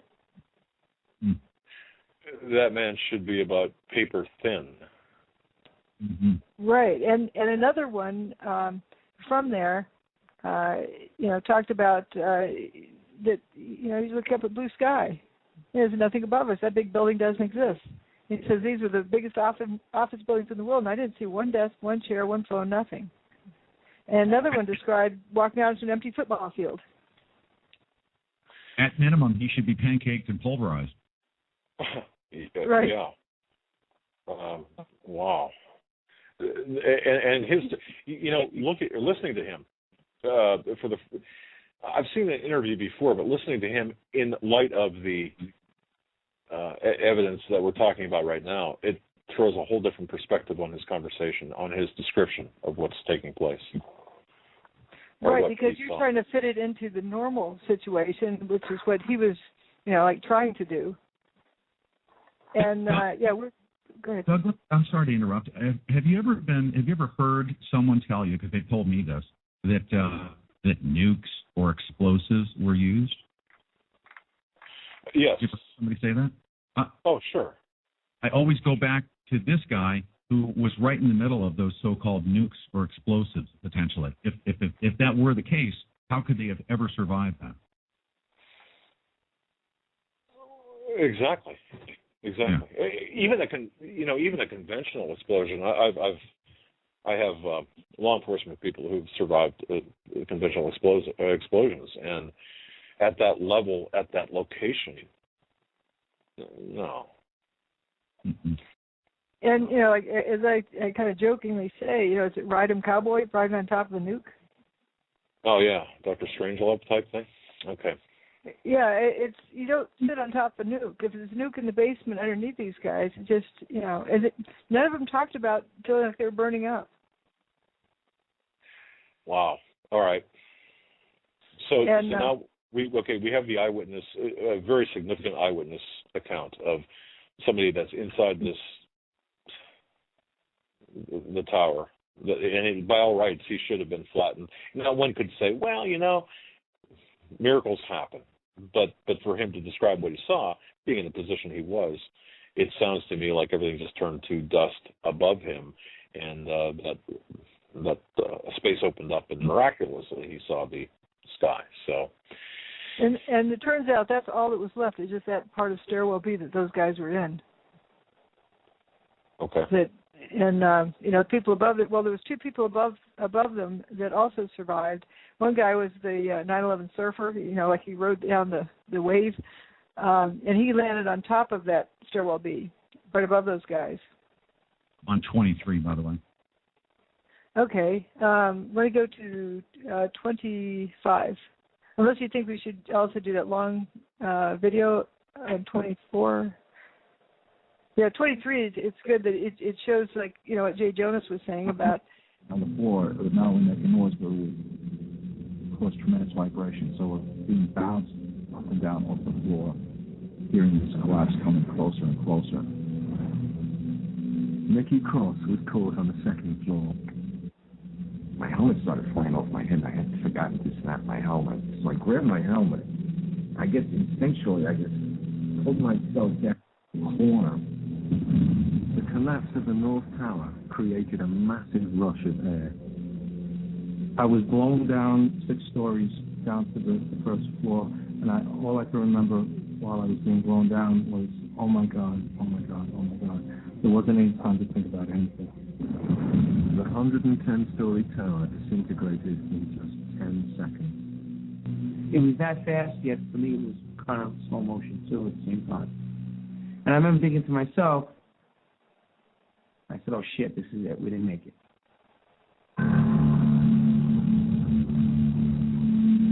Faced with what seemed like certain death, the trapped firemen thought their last thought and prepared to die. In those 10 seconds, I thought I was like, well, I'm 33, what have I done with my life? Worked almost all the time. My wife was going to, be a widow now.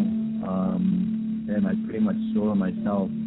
Pretty much saw my funeral. I saw everybody at the wake at my funeral, and my parents and family there. You think about everything, I guess, that you haven't done in your life, and you realize that, is this it? Or are you going to make it out of here? And I was just too young, and I have too much more to do with my life than for this to be it. I thought I was going to be dead in a few seconds, and I remember feeling, I hope this is fast, because I had a fear of being trapped, like say with a broken back or really injured, and still being conscious and alive. It was strange, but I was at peace when the collapse actually started. So it was going to happen. Now it's going to happen. Hope it doesn't hurt so much, but the fear was gone. The collapse of the North Tower killed over 1,300 people trapped inside the building. Some of the concrete walls encasing Stairway B had remained intact, and enclosed within them, 14 people were still alive. They opened their eyes. It seemed as if a miracle had happened. I could hear Mike.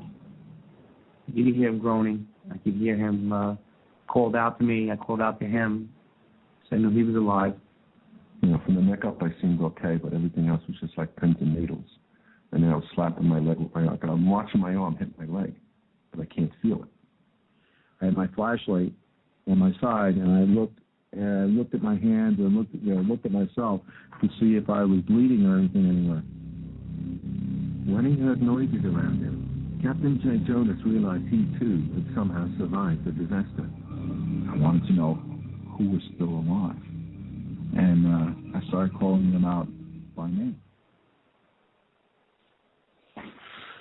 All right. So what do we make of this? What do we make of that, Dr. Wood? And they all walked out on their own. Wow. And so they didn't get cooked. They didn't get blown apart. They didn't get smashed, squashed. The building just disintegrated. As they said in the video, it disintegrated in 10 seconds. I think it actually was working on it before then, but 500,000 tons of debris above them was gone. The only way I can in my mind resolve this is there's a big difference of standing at the bottom of all of this and getting hit in the head by a cinder block, if you will, versus maybe a cup of flour or a cup of dustified cement, concrete, whatever. That would be the difference. Is that not kind of what we're looking at? Yeah, if you got hit with a cinder block, you wouldn't be walking out on your own. Correct. Now, that's not to say that there was complete dustification. Obviously, we saw right. the wheat checks from the facade and some other stuff, but the majority of the material was dustified that fell to the ground. Especially right around these fellows. Right. And it was also interesting to pick up these other details, like the fellow who said he was blown down 6 stories. Well, how do you get blown down 6 stories? You go thud, thud, thud, thud as you go around the landing, because you have to keep going around to get down. It makes you really wonder if they were, levitated down. But how are they going to perceive that? They're going to perceive it as being blown down. Right. As I would indicate in a conversation, just having a conversation, blown down six floors, not really comprehending the fact that there would be twists and turns of the stairway. And you're slamming into the landing each time. And there's a woman who talked about, she assumed that she had died and God was carrying her down the stairs because how else could she have floated down the stairs? People interpret things the best they can with, the knowledge they have. And if they've never experienced, a lack of gravity or anti-gravity, they don't know, how to fit that into their image of the world. But you can see hints of this. Like there's other indications, like upside-down cars and strange things like that. But you can't explain that by a big wind. Nothing really was blown over. There wasn't evidence of a huge wind. That was one issue, and whenever you are ready to discuss that was one thing I did see. The vehicles. Okay, there. Just finish this part right here. Go to the next slide, because this covers the below ground issue. If slide 25 is the first level right below ground, and we're going to go down and look right below ground, right where that arrow shows. And if you click when you need to get to, yep. And you see those dots where they're the first responders are walking, the rescue people, and then click till you get to slide 26, and you can see them walking right there. You see innovation luggage and Hallmark cards, and that punched-in part at the end is right under that missing part of Building 4. And we can also go another couple of stories below there to loading docks. Now, right above them is ground level. You have stuff knocked off the shelves, of course, and the drop ceiling has lights dropping out of it, but it's, they're still walking upright. Were they in the complex area, the plaza at the time of the... This is right afterwards. They're going to look they're going to rescue people. These are the people who flew in from Florida, and, you can see it on their shirts. Okay. Oh, I'm sorry. Okay. The rescue guys, and they're, upright walking in to see if they can find any survivors. All right. So right above them would be ground level. Right. If you click to the next one, you can see where they had been walking. And right, by the edge of Building 4. Now we're going to go a couple of stories down below that. And so the delivery folks know where they are. It's color-coded. It's purple under Building 5, and it's green under Building 4. So when we look down the aisle, we'll know where we are. And this picture we're coming to was taken after 9/11. We click to slide 28. You have more dust down there probably than usual, but the lights are still on. And look down at the end, that green part at the hall, right at the end where you have to turn to go out, so you don't hit a wall. Parking garage. Going quite deep. These are the first pictures of search crews underneath the World Trade Center, desperately looking for survivors. I don't know where that was recorded. It probably wasn't here, but it's in some part where it's even an empty parking garage. A full parking garage wouldn't have such a nice echo. I noticed that. Okay. And that green part at the end of this hallway is right under where Building 4 went missing. What is that green? It's just painted green, so you're under the area of Building 4. Okay. So they color-coded it for the loading dock so the delivery folks know where to park, where to look for the right store. All right. Thank you. I didn't know what I was looking at there. Okay. So that's, all right. Very good. And if you click on the next one, and you'll see they're right above ground. 120 dump trucks last night. These are the first pictures of search crews underneath the World Trade Center, desperately looking for survivors. Already been removed. And it'll be done by barge all throughout the day today. Anyway, and that's all right. We don't probably need to play the audio anyway. Slide 29, but you can see right through the complex. You see where stairwell B is. That's where those guys survived. And look up the blue sky. But you can look all the way through the complex at ground level. This is right after the event. This is probably the next day. FEMA logged in this photo on the 13th, so it was taken on the 12th or the 13th. Okay. Wow. And where's the debris? That globe in the middle was in the fountain that was on the plaza. And another thing interesting you notice here, the plaza was covered with cement blocks, but now you see it covered with dirt. Where all the dirt come from? Yeah. And it's bringing up that point that where dirt come from overnight. It didn't go underground, and here we are looking at ground level. So where did the towers go? Not above ground, not below ground. Mm-hmm. Wow. Where did the towers go? And that's, of course, the name of tonight's broadcast. Folks, you're listening to the Hagmann Report. Special guest Pete Santilli and Dr. Judy Wood, author of Where Did the Towers Go? Very aptly named. Dr. Wood, go ahead and continue. Where did you want to go from here? There was, well, I was interested in a couple of things. The toasted cars. The toasted cars especially, yes. That. Okay.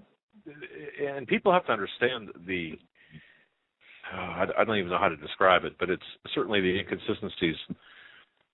That's how's that? Slide 89.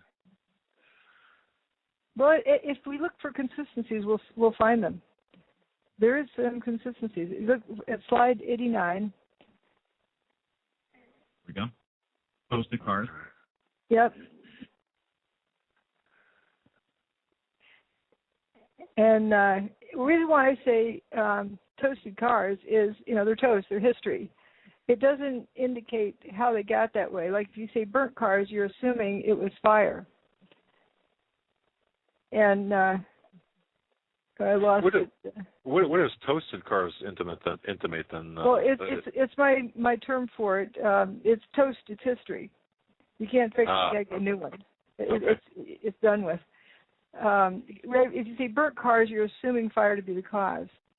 So it's just my term for this is toast. That's toast. This got toasted. It's a word that, what I tried to do is words that came naturally that were unique to identify characteristics. Instead of saying characteristic 297-3A, that's hard to remember.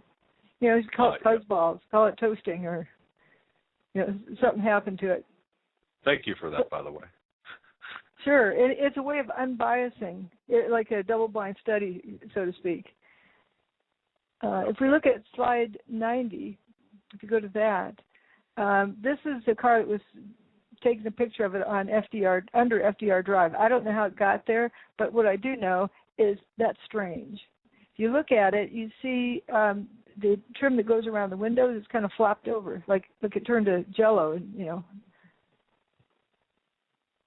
And you have a back tire that's intact, and it looks like an intact gas tank. The back end doesn't look affected, but something toasted that car.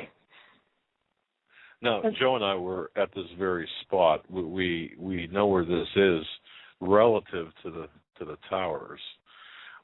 It seems as if there's a line of demarcation, or.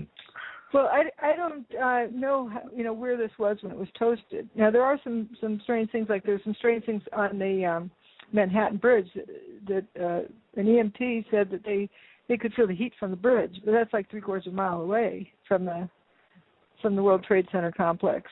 So all I know, remember, know what you know that you know. I'm not going to make any assumptions about where this car came from, but what I can say is that's weird. And notice the flopped over, that window trim. It's just weird. Okay. And if we go to the next picture,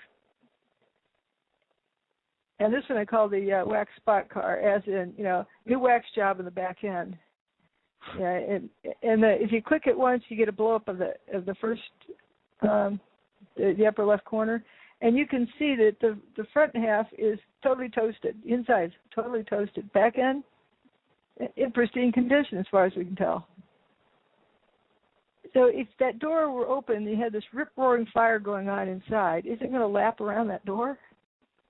Yeah. How do you explain that abrupt line? Right. I've never seen a car fire, and both Joe and I have investigated a lot of car fires, both arson and accidental. I've never seen that type of. It's almost as if. Well, I don't even know how to explain it. It's certainly the front or the front portion of the vehicle is, as you say, toasted. The back is pristine, and there's a definite separation between it. And now look at the roof. So the roof lights, it's polycarbonate. If you had a rip-roaring fire inside, nice big oven toasting away there, why aren't the lights melted? Wow. Right here. Look at that. How could that be? It is not physically possible, is it? Well, obviously it is, because there it happened. And ladies and gentlemen listening to this, if you want to go to HomelandSecurityUS.com, courtesy of the Pete Santilli Show, you can see the slides we're talking about. That's HomelandSecurityUS.com. You can see the slides that accompany this audio broadcast. Wow. Please don't drive old runner wrecks around. You have cars that are in good condition, so you can pretty much assume that it had a nice rubber gasket around that door. Just put that into your thoughts. Rubber gasket. Yeah, rubber gasket, like for water seal and noise isolation.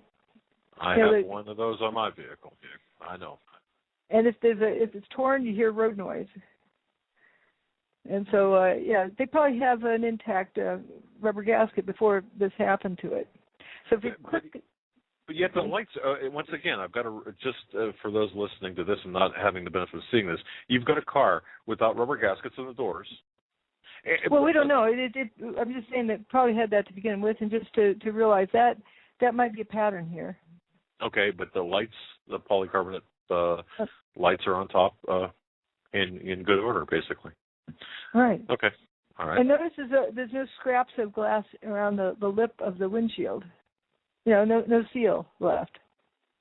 This almost looks wire brushed, ready for a new paint job. Good eye, by the way. Now, if you click again, we see the other side of that car. This is why I call it the wax spot car, because it's got this spot on it. It looks like, wax job just in that spot. Fire doesn't do that. It looks like somebody masked something out in the darkroom. This was an aha moment for me. If you have some type of interference of energy fields, you might be able to get that, but a regular fire does not totally toast something and then have an abrupt line and 1 nanometer over in pristine condition. Wow. All right, folks, notice that Dr. Wood is presenting evidence, physical evidence, and has not come to any or not made any definitive conclusions about what this evidence suggests at this point. And when you collect enough evidence, then the evidence tells you what happened if you listen to it. And we also notice that the trunk lid is popped open. So I've noticed that trend on a lot of vehicles, like it affects the door latches and trunk latches, it seems. So if you go to the next slide, you can see where these vehicles were distributed around town. Now, those ones that I showed you that were found under FDR Drive, I don't know how they got there, but there were some at the South Street Seaport where a first responder, saw him go into apparent spontaneous combustion, and he had to rationalize. He said, well, it must have been a fireball that got loose from the World Trade Center, rolled down the hill and hit these cars, because why else would they go into spontaneous combustion? So he witnessed those ones lighten up. And again, on the Manhattan Bridge, first responder somewhere on the Manhattan Bridge said it's so hot you could feel the heat from the bridge. But it wasn't conventional heat. It was something that was perceived as heat. It's another piece of the puzzle. And that area just north of Tower 1 and 2, that whole long, 4 blocks, every single car was toasted along there. But no trees were toasted. There was unburned paper. No buildings were toasted. And then there was the car park. By the way, this slide right here got me, in your book, this illustration really got me wondering. The map? Yes. If you, there may have been other ones in between. I just put what I've, noticed, what I have images of. Okay. All right. Wow. And we do know that the remember the one we're reading, the body language, they just came out of their hiding places? That was between the car park and the towers, that intersection. And you saw it was just unburned paper on the ground. Why does the car park light up? Which is, bizarre. So if we go to the next slide, slide 93, you'll see this toasted bus. But you'll notice there's no scorch marks on it. Something happened to it. And again, every car up and down there, but not the trees. You got lights on in the building, and if you look way down the end on the left, where see where it says post office, right beyond the E of post office, you see a traffic light. That it's a green light. And Doug, let me point this out because I caught this probably the third time I saw it. See this tree right here? Yeah. The leaves on the trees. So whatever fire caused these vehicles to catch on fire, quote unquote, to spontaneously combust, it wasn't enough to catch this tree on fire and burn these leaves? And you see Building 7 is still healthy looking, so we know it's not 5:20 p.m. yet. And actually around 4 p.m. is when you get something start pouring out the side of that building. So this is probably sometime early afternoon. And if you click again, there's an arrow that comes down and shows this car right behind the bus. It has, looks like rust on it already. Mm-hmm. Car steel these days is made to be pretty environmentally resistant. And and if you go to, you can skip the next one, the Diane Sawyer one, and go to the one where the guys, the car after car one, where you can see that. Notice that the cars are missing door handles and traces of glass around where the glass windows are missing, in the corners. We're just noticing patterns and resisting coming to assumptions. There's that video of... Okay.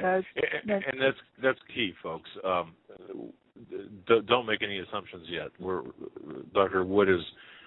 Consider this like a trial, if you will.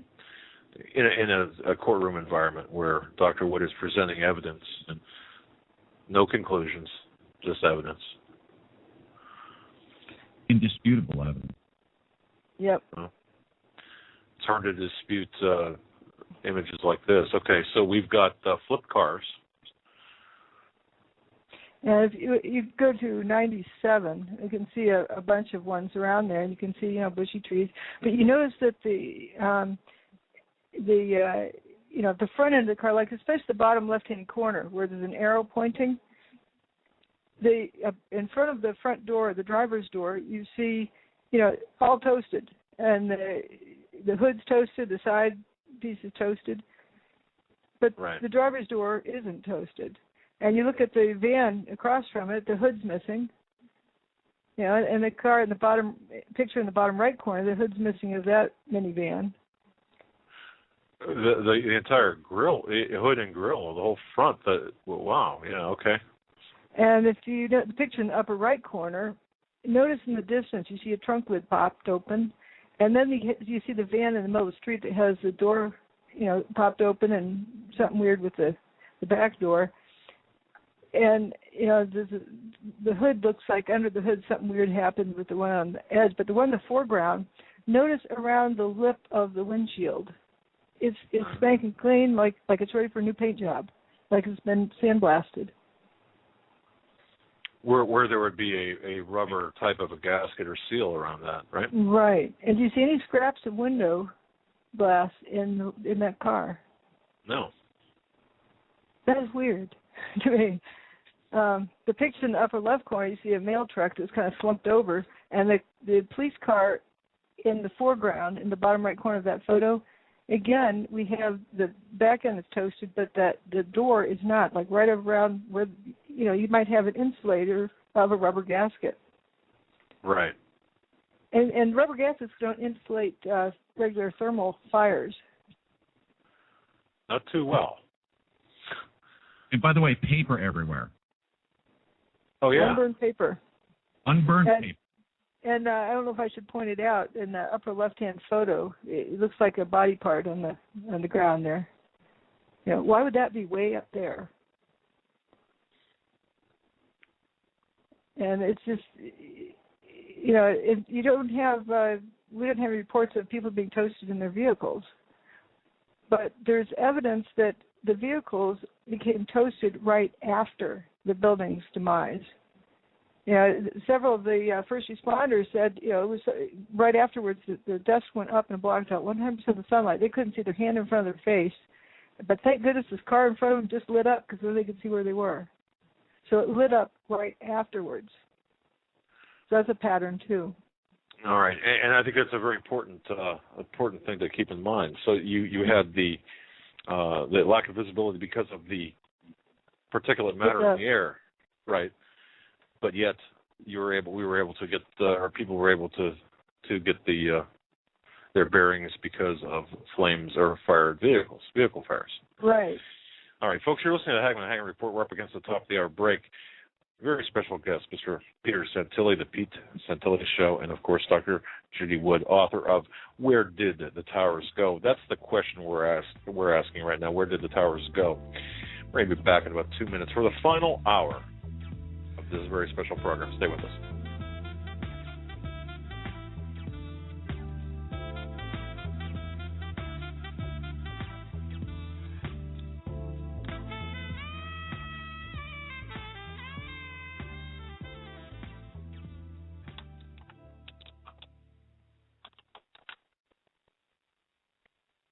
Hi, folks. Doug Hagmann here. You might know me as the co-host from the Hagmann and Hagmann Report, or as a frequent guest on Coast to Coast AM with George Norrie. If you're like me, you're tired and confused over today's headlines. You just don't know where to turn for accurate, concise information about really what's going on, what's truly going on in today's society. If you don't know where to turn for accurate, well-researched, and properly vetted news, I've got a suggestion.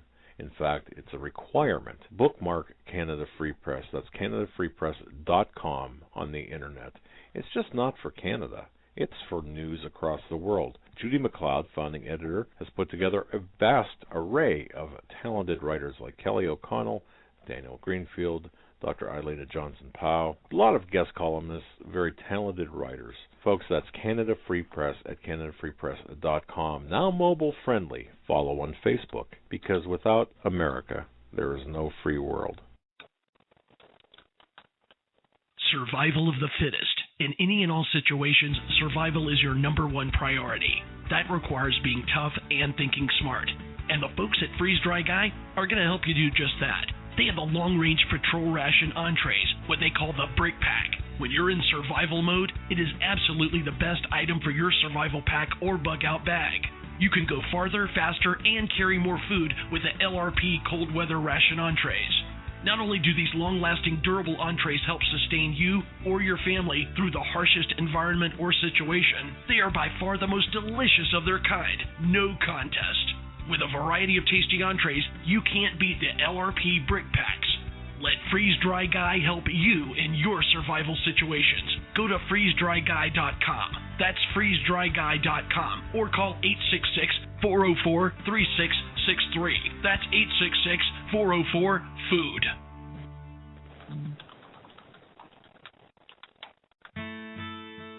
You better wake up fast and listen to this, America. The Obama campaign has launched attack squads disguised as truth teams dedicated to intimidating and silencing all political dissent carried over the internet that criticizes the Marxist Obama. Truth squads specifically focused on covering up Obama's endless trail of lies, corruption, and subversion, and using the Gestapo power of our own government to police and censor the internet and shut down websites that dare to carry the real truth about Obama's Marxist coup. Remember the names of these Gestapo-style agencies that work right there in your neighborhood: KeepingHisWord.com, KeepingGOPHonest.com, and AttackWatch.com. KGB, SS, and Gestapo-style police-state gangster organizations that work to silence the important voices of patriot dissent, some of which have already been shut down by Obama's orders. Adolf Hitler would have been proud. We're the 21st century Tea Party patriots.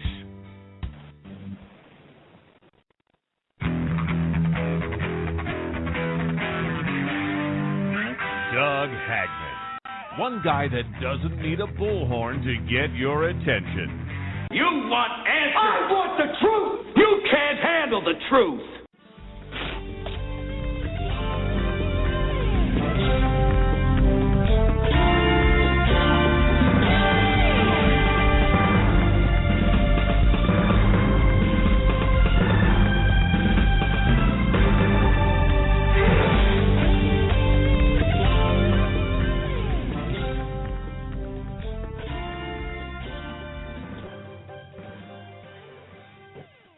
And welcome back, ladies and gentlemen, listeners from coast to coast, viewers worldwide, to a very special broadcast of the Hagmann Report. This is the 26th day of February 2013. Very special guest, Dr. Judy Wood. WhereDidTheTowersGo.com, DrJudyWood.com, and Pete Santilli, host extraordinaire of the Pete Santilli Show. That's PeterSantilli.com. All links accessible via our home site at HomelineSecurityUS.com, along with the video presentation, the PowerPoint presentation. Pete and Dr. Wood, welcome back to our third and final hour. I guess we've got to kind of get to the grist of this. Now and folks, listening to this, Dr. Wood is laying out evidence as one would in a trial, and I know. People are always looking for this immediate fix. They go right to the, what's the end of the story? If it lasts more than 30 seconds, I can't handle it.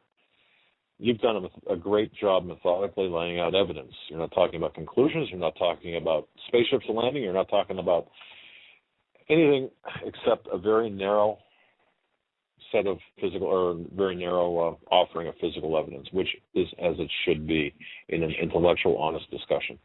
And I really appreciate that. So where do we go from here, Dr. Wood? Well, we have slide 101. Don't know if that's up. And this is up past where the towers were, but notice there's a sea of unburned paper in between. So why are just the vehicles lighting up there? Oh. Nothing else is igniting.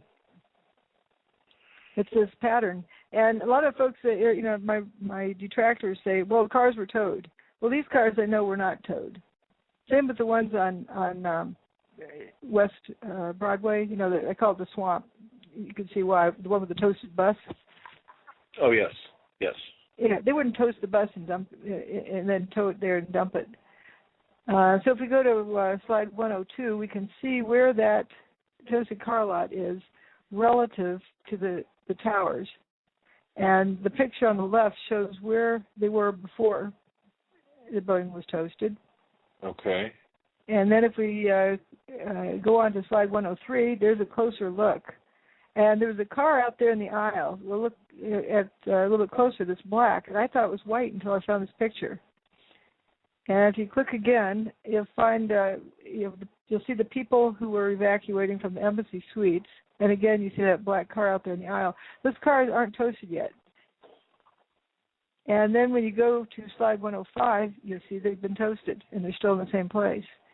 So we see them before, during, and after toasting. Wait a minute. Oh, yeah. They weren't towed there. Let's back up like I always do. Would you like to, Doug? Oh, please. Run that by me one more time. Well, you could even go back to 100 where you show the map, where the parking lot is from the building, if that helps. Wow. All right, so we have... And you see the sea of unburned paper. Okay, here we have the sea of unburned paper. Here's the tower before, and then here's the lot with no dust in it, right? Here's that black car. We're going to zoom in on it, right? Right down here. Right there. This is the lot. All these cars are all intact. They're sitting right here. Right. Okay? Right. Now let's zoom in a little bit further. Here are the cars. Nothing has, the towers have not met their demise as of yet, right? Right. Here's this vehicle. Here are these people filing out. Okay. The cars sitting right here. Yeah. Zoom in once again. Here they are. And then here is the lot. What in the world am I looking at? I mean, I know what I'm looking at, but what? They're toasted. How do we explain this? Well, how do you explain that those cars, whatever energy caused them to toasted the cars, but not the paper anywhere? That's interesting. That's probably the most impactful to me. So here's a suggestion. Remember the rubber gasket I was pointing out that goes around the door that would insulate, from electricity or magnetism or something, the front door from the back door? Right. Where it wouldn't stop a regular fire. Now, cars are up on rubber tires. Let's say there's some sort of a charge in the atmosphere that builds up in the cars and they can't discharge quickly enough. Okay. That would explain why, if you notice signposts are not toasted, buildings aren't, trees aren't, they're grounded pretty well. The cars are not significantly grounded. Well, aren't they grounded by their rubber tires? Rubber is not very conductive. It's like a rubber insulator. All right. You can tell. You can tell my brain's looking for a rational explanation here, right? Right. Does that work for you so far? It does. And I even know somebody who can reproduce that same effect and has the same results. Go on. You got me. Okay. Well, we'll just put that aside. It's just toying with that idea. Okay. And let's see. You want to go to 106? Yeah, weird fires. Let's do weird fires. And if you go to 107, we're going to look at that West Broadway. I often refer to it as the swamp. And if you go to 108, you see this toasted fire truck. And that door, Patrick Connolly ducked in there when one of the tires was coming apart, and he came out. And he said that you couldn't see your hand in front of your face, and then thank goodness that car went into, lit up and went to spontaneous combustion, or apparent spontaneous combustion. And if you go to slide 109, and note that, are you going to have debris on fire falling down just in that canyon? Does it land on the buildings to the left or to the right? So you're going to say that it just fell down that canyon. It only fell on vehicles. And it was, and also the roofs of the cars weren't necessarily toasted. There's something that affected just the vehicles. And Patrick Connolly walked out from point A there, walked up to intersection C and turned. And when he turned, you can see the cars. The next image is, you see it in 110. firefighters are walking through these apparent fires, and they're not concerned about anything. Just, I'm going for a lunch break. Wow. All right. And on the left, you see a sea of unburned paper and just the vehicles toasting. Okay, for those just listening, we're looking at a vehicle in flames, surrounded by what, Joe? Paper. And firefighters walking through. And trees with leaves on them, by the way. Once again. Or paper hung in the trees that isn't burning. Right. Even the most hardened skeptic would have a very difficult time explaining. I mean, not even the hard. Boy, I've got a hard time. Mm-hmm. Are you telling me that canyon only, the debris, flaming debris only hit the vehicles, and it went around the trees that were overhanging over the cars? No, the signposts are fine. We're on 111. I'm sorry. Okay. And, hot things glow, but not everything that glows is hot. Just because you see something glowing. Now, think of an incandescent light bulb versus a fluorescent light bulb. They both glow. One's hot and one's not. Ah, okay.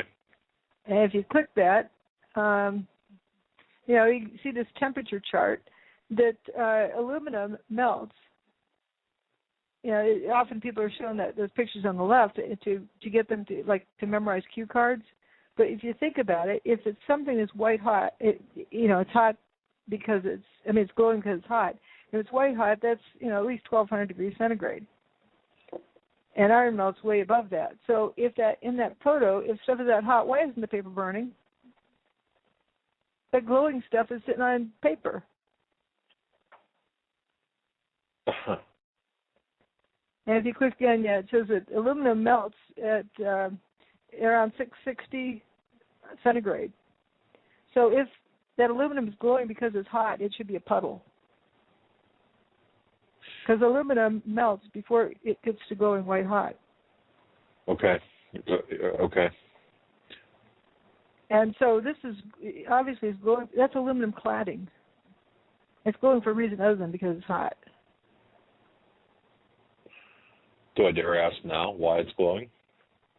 Hot things glow, but not everything that glows is hot. Okay, if you go to 112, and you can see a blow-up of the corner of that piece of aluminum cladding. Yeah, so we know that aluminum would be a puddle if it was glowing that color because it was hot. Right. And you see that called Cheetos? I don't know what it is. These little, look like the snack food Cheetos, and they're glowing. That was my way of saying that it's not, hot glowing metal pieces, just so that you identify that characteristic. These little squirmy things that, they look like Cheetos. And note the paper, right? It's glowing right. Near the paper. Yeah. And we click this. This would get the audio from the thing.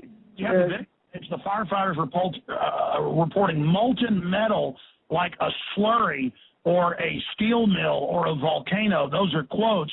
Giant pools. What about the pictures of them dragging oxygen hoses all over the steaming supposed hot metal? If it were that hot, you wouldn't dare do that, would you? Well, we do have the infrared photos of the molten metal. Well, again, what melted the metal? Was it heat?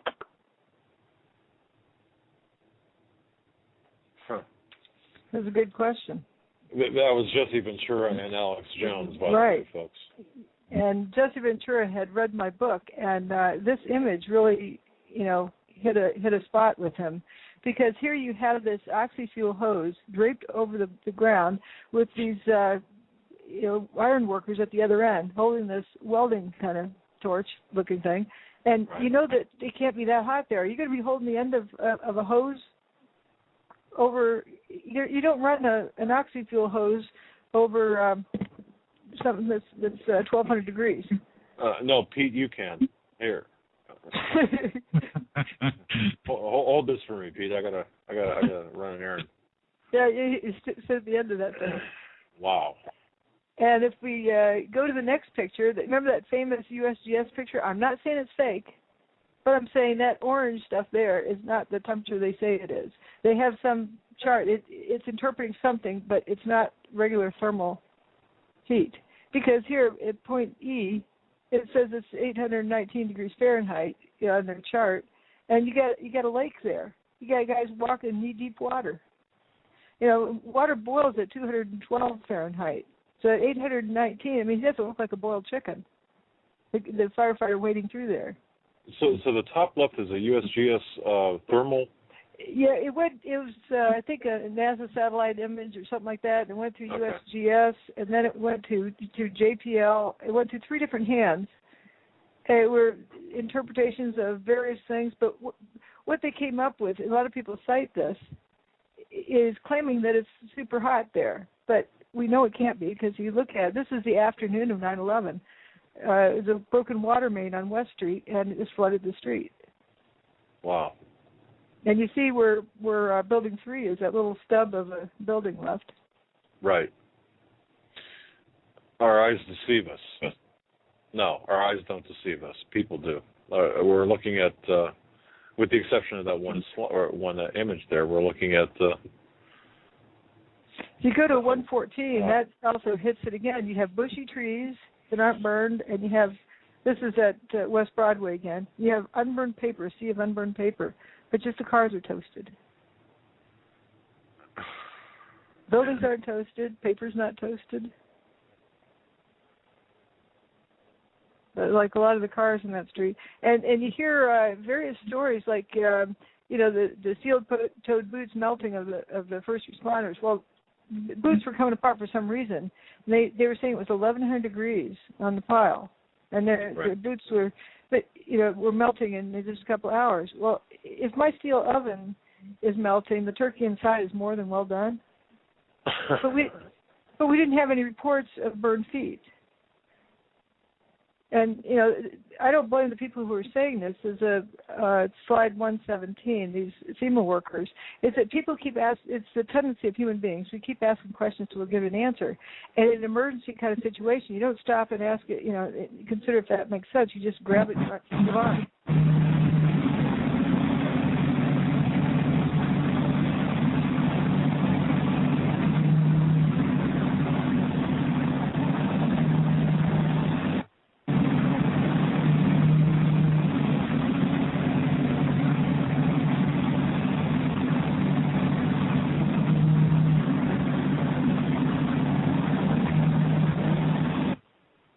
Also, you don't drive hydraulic equipment over a grill.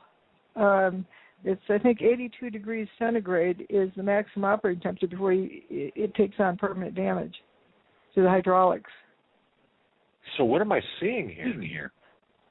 Something, think of plasma. There's plasma that exists that is not at high temperature. And think of a fluorescent light bulb. Those are things we know about.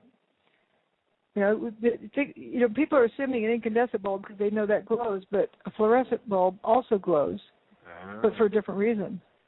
Right. And then the next, slide 117, that's the famous, just repeating the answer, steel-toed boots melting. And these aren't material scientists. They're FEMA workers. They do the best they can. Their job, like the ones working in the hotspot. Steel-toed boot is one of the biggest things. Steel-toed boot. Out on the rubble, it's still, I believe, 1,100 degrees. The guy's boot just melts within 2 hours. Can you walk on a grill without cooking? That's 1,100 degrees. But these people just kept repeating this, and they didn't stop to think, does that make sense? Like the next one is Rudy Giuliani, 118.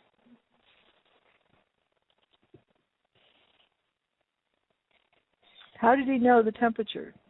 Well, fire is 2,000 degrees Fahrenheit below the ground. I could be standing here, and you could be standing there, and I could be describing to you, Governor, the site, and then a fire would break out in between us.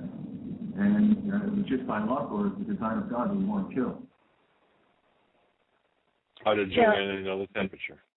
Well, it could be 2,000 degrees because he isn't cooked. But what he's expressing is there's something that looked like that. There's a spontaneous combustion type of effect right between, him and the next person, and he couldn't explain it. He's not a material scientist. He's doing the best he can. He is explaining there's something weird that was going on there, because otherwise he looks like a total idiot. Claiming that that he's standing on a debris field that's 2,000 degrees. Dr. Wood and folks, I don't care who you are, looking at this evidence being offered by Dr. Wood, I'll tell you something. This is mind-blowing. Wow. You want to go on to 121? You were told that the buildings collapsed from, structural failure, too much weight on it. It was weakened from the heat. Well, if it's weakened from the heat, why are these remaining wheat checks standing straight as soldiers? Other than, where's the debris? Where's the material that's left? And this, big on the right, you see this big hole in the ground? Right. It's empty.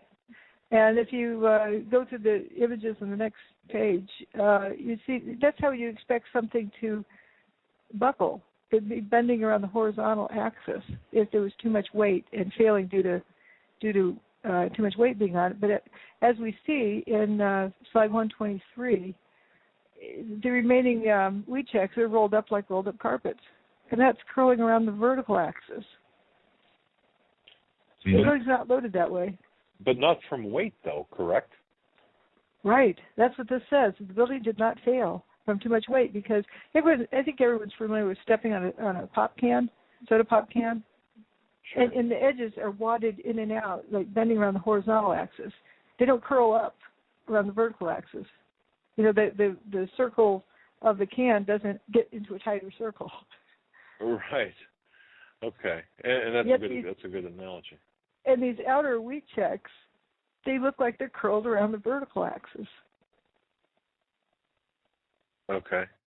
And if you go to slide 124, remember I use weird names. That one on the left, I call that the lasagna noodle. It doesn't look like a failed buckled column. When you stand on a soda pop can, it has sharp, kinky, buckles. It doesn't curl like that. That looks like it's a curling ribbon. Exactly. Well, we've had breakfast and wheat checks. We've got snacks and Cheetos, and now our lasagna noodle for the main entree. But wow, look at that. Those are burritos and other things. But if we go ahead. Chef Judy. Exactly. Yeah. There's someone who survived to the events of that day, and they said, anytime you're in New York, I'll be glad to take you out for burritos and tacos. Oh, man. But yes.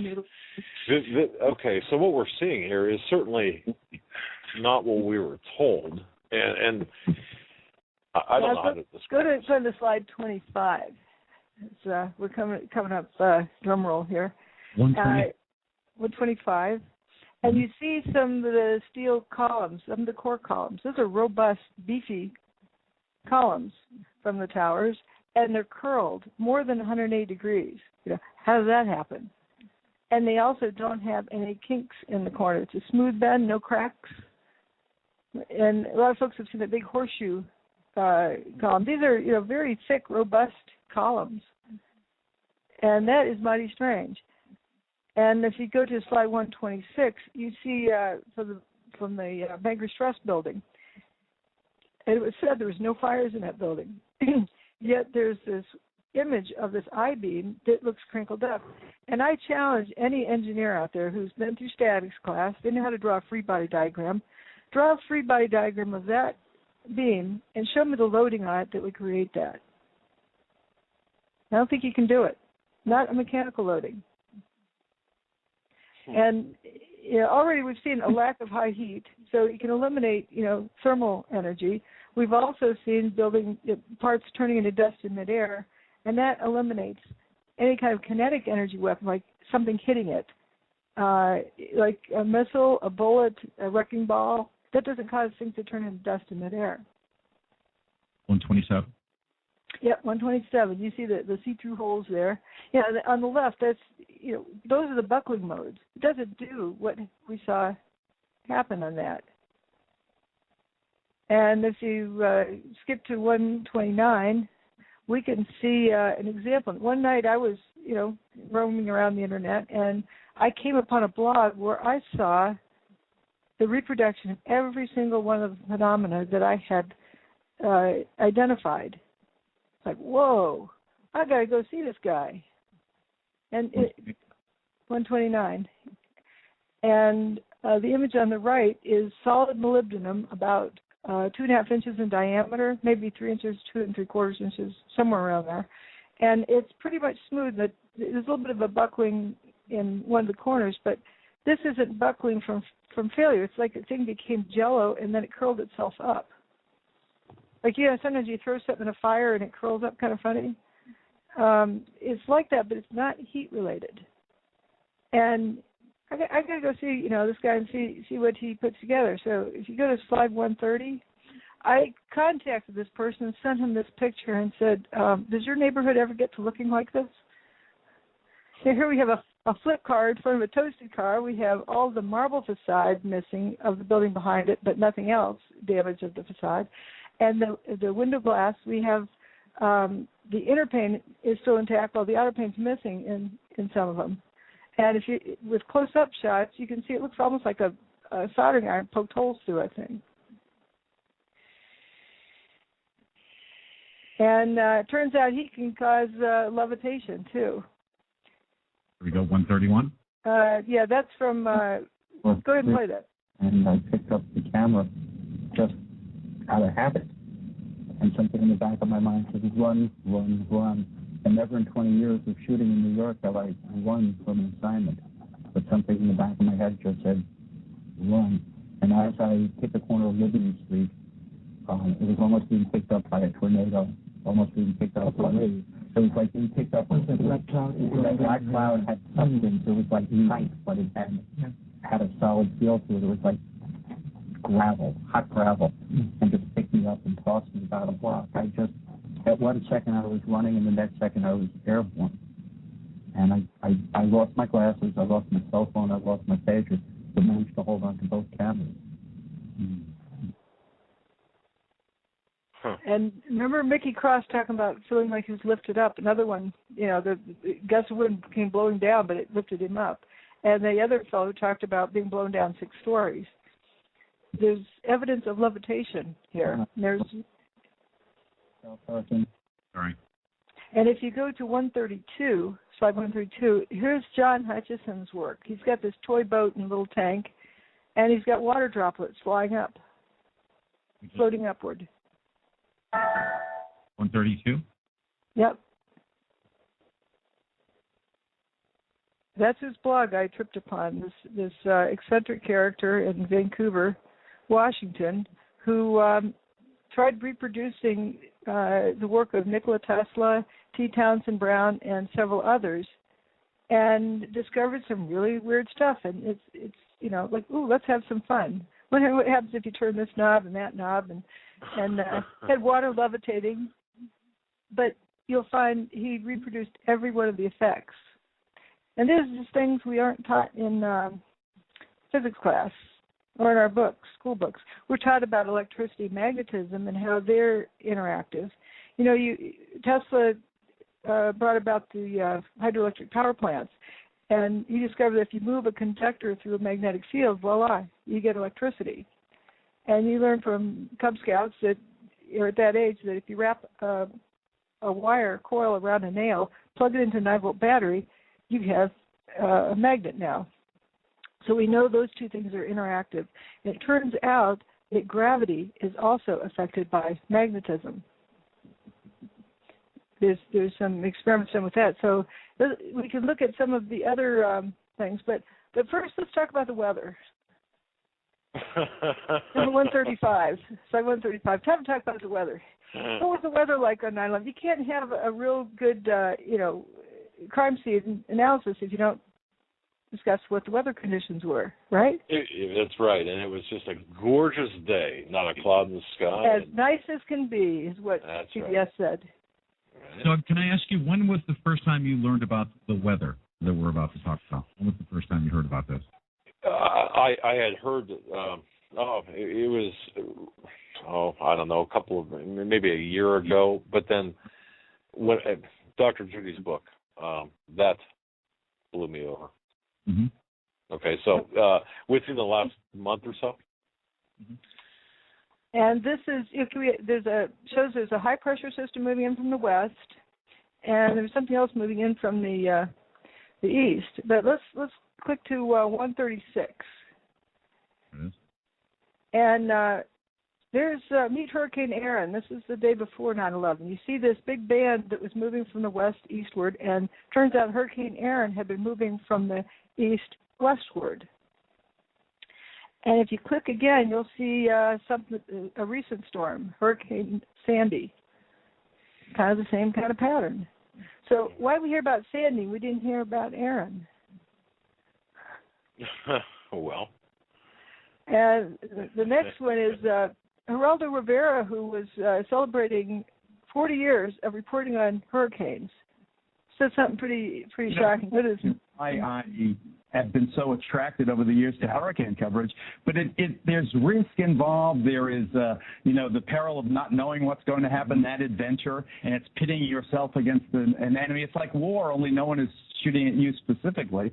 That's what the allure. But there is an area storm that the juices don't flow, and you look and check it out. Remember that? When that? Oh. I watched that live. And maybe a store on YouTube. You got to get up close and personal. And this is Hurricane Ike, I think. That was recent. That was wasn't this Rita? You would know. You know what? I think it was Rita. Rita in Galveston, Texas. Yeah. Galveston. And obviously Katrina before that changed so many of our histories. It was so traumatic. And it's one funny thing I think of if only a hurricane had come on 9/11. Remember, they didn't know how to use instruments, the terrorists. They took off in Boston, and they literally, after they took over the aircraft, they steered by line of sight. And it was that crystal clear September day. It was. And if it were only one of these weather days, history would have been rewritten. And I think about that a lot now, and especially this time of year. So we're the peak of hurricanes. Yeah, you're celebrating 40 years? 40 years, imagine that, isn't it? 40 years. Longevity has its own revenge. I've outlived like 15 generations of TV critics. Yeah. They all predicted I'd be done in a couple of weeks. Well, you still get... Everyone has those stories, right? Oh, yeah. This was just 2 years ago. In September, and he brags on knowing about all the hurricanes, being right on top of it for the past 40 years. Yet didn't know that there was a hurricane on 9/11. Hurricane Aaron. Yep. If you go to the next page, there it is. Underreported, it wasn't reported.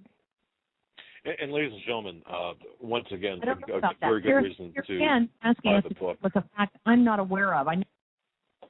Sorry about that. This is it's right outside. That picture was taken on 9/11.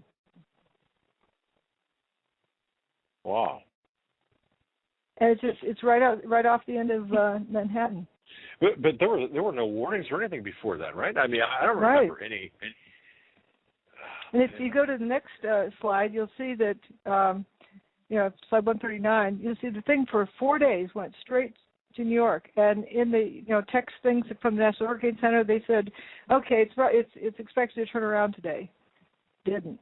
On day 2, well, it's expected to turn around today. It didn't. On day 3, they said it's expected to turn around today. It didn't. On day 4, they said it's expected to turn around today. Well, thank goodness it did, because they ran out of room. This is where the center of the hurricane was, but the outer bands are right at the edge of Long Island and over Cape Cod. And would you believe there's a flight attendant who did not know, who left that morning about 45 minutes before the fateful flights out of Boston, who did not know there was a hurricane there until he saw it on my website. The flight crew has the powwow before the flight about anything that's important to talk about. There's no mention of a hurricane. They're taking off with it, right at the edge of the outer bands. Wow. What now? There's a whole chapter dedicated to the weather or Hurricane Aaron in your book, and folks, like I said, that alone on the morning and slide 140, you can see what was shown on the weather that morning, 10 minutes to 15 minutes beforehand.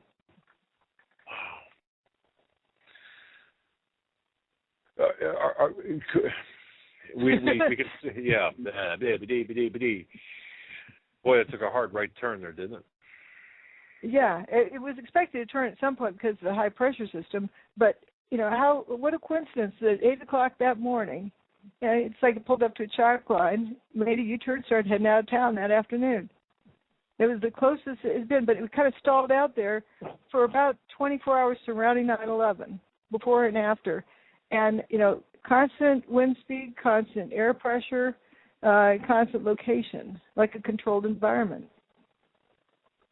And yet nobody talked about it. You could not evacuate the people from Manhattan fast enough. If the hurricane is just reaching there, when Hurricane Rita was approaching Houston, they first had it as voluntary evacuation, then it became mandatory as the storm got closer. It's hard to evacuate. How many millions of people are in Manhattan? And how fast can you evacuate them? There's got to be at least 1,000 people there. But what can we deduce from this? I mean, can we make any reasonable deductions here about this, or is it? It's strange that it was not that was underreported. I won't say not reported. That was underreported, and you can see from slide 140 that was the weather map from 10 minutes to 15 minutes before the first hole in the North Tower on 9/11. That's what was being aired on the TV, and I superimposed on the right where the hurricane was at that moment.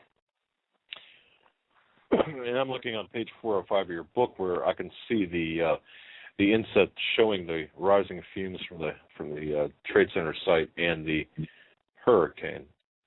Right. So you can tell what time it was, what day it was. And the Earth's magnetic field also took a jump at that point too.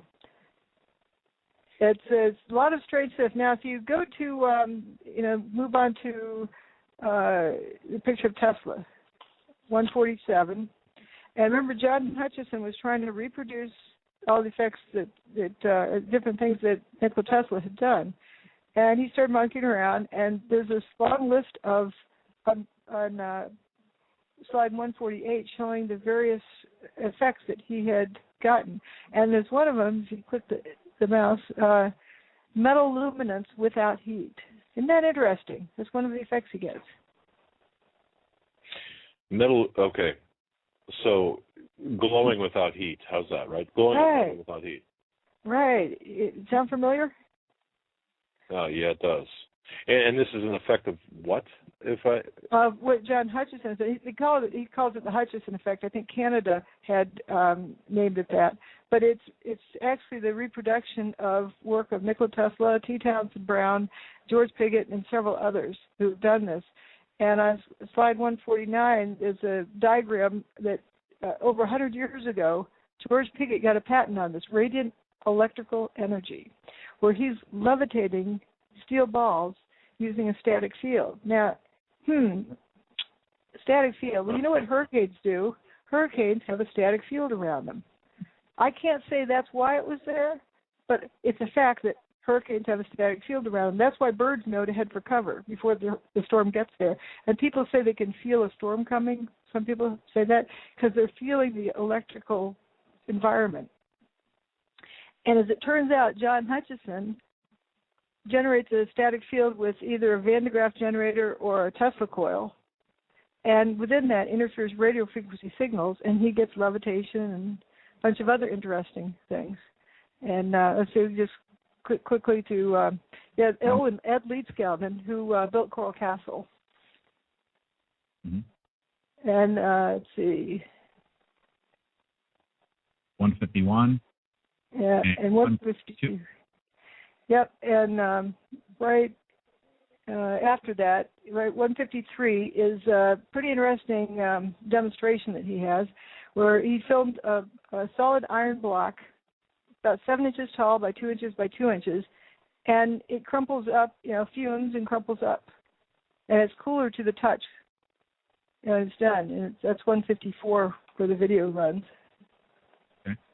154.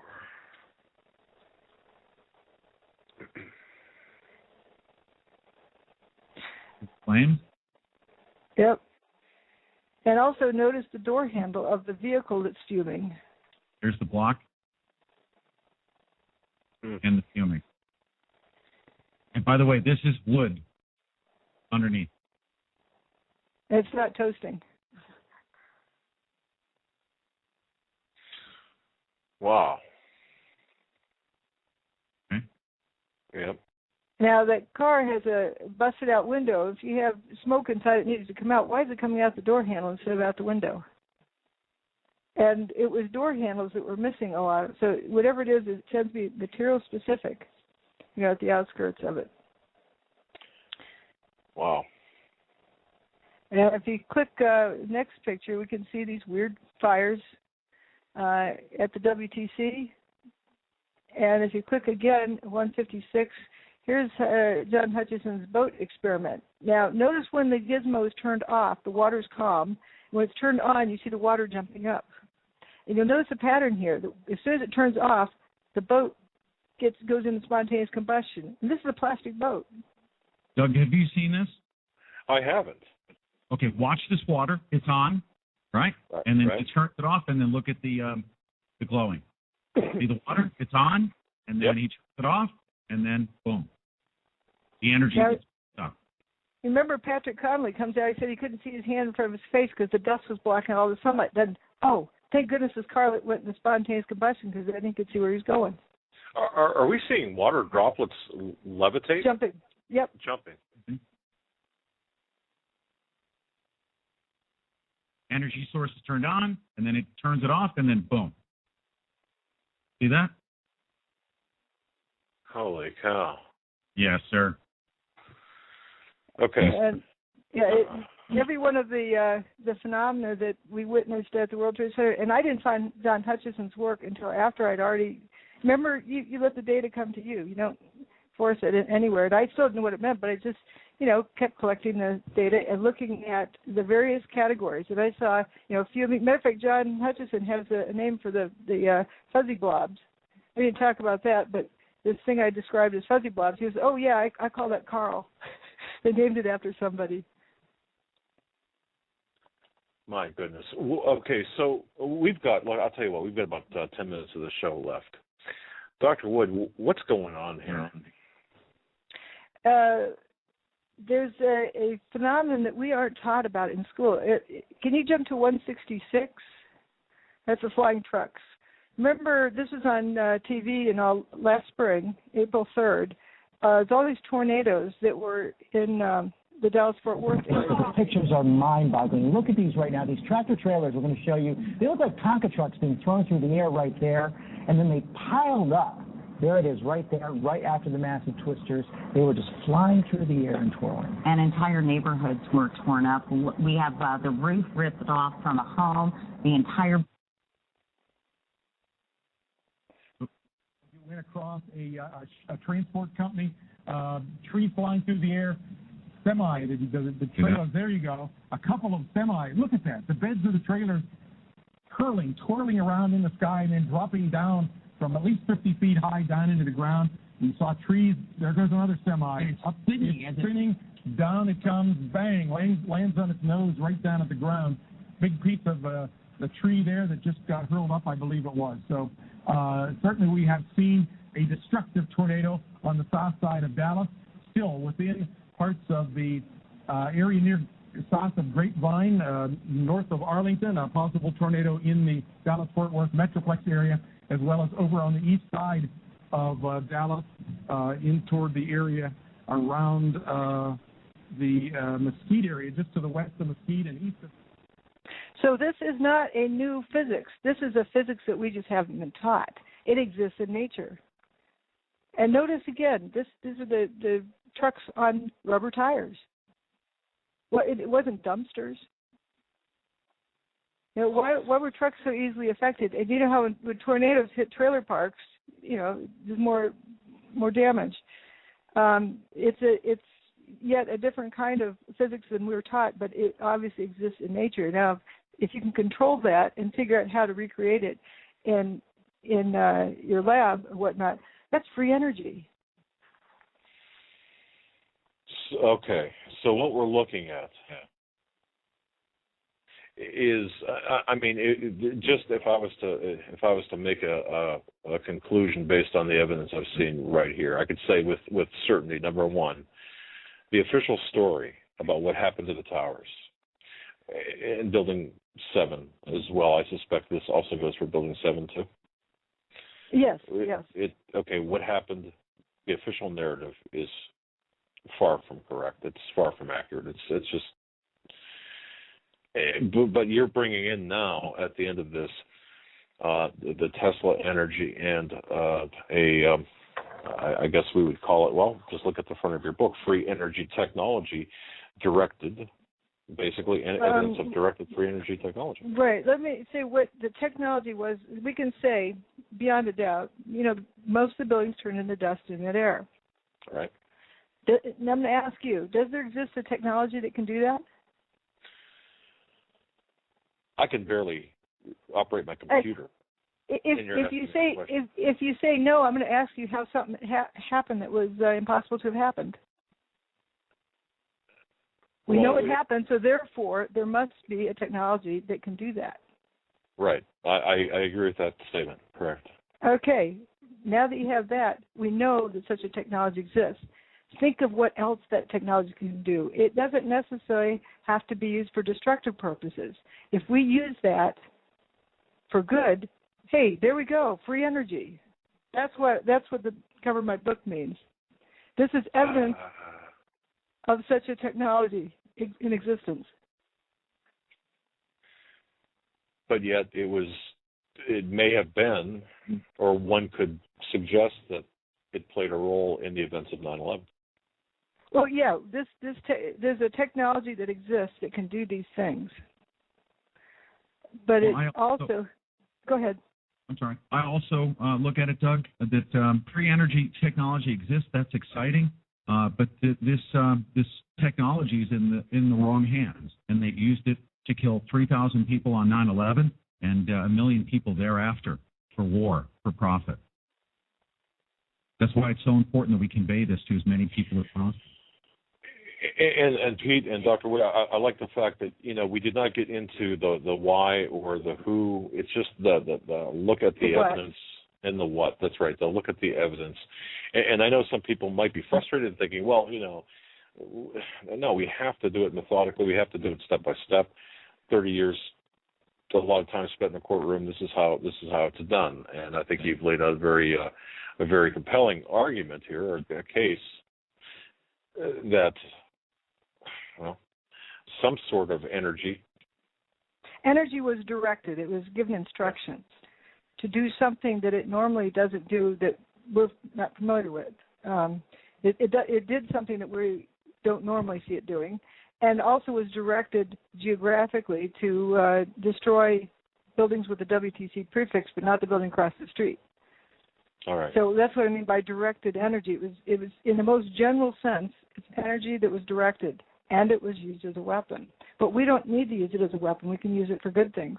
So the beauty of this discovery is that once people wipe away the brainwashing and look at the cover image of my book, it's plain to anybody around the world. They don't have to go see John Hutchison's lab to believe that this exists.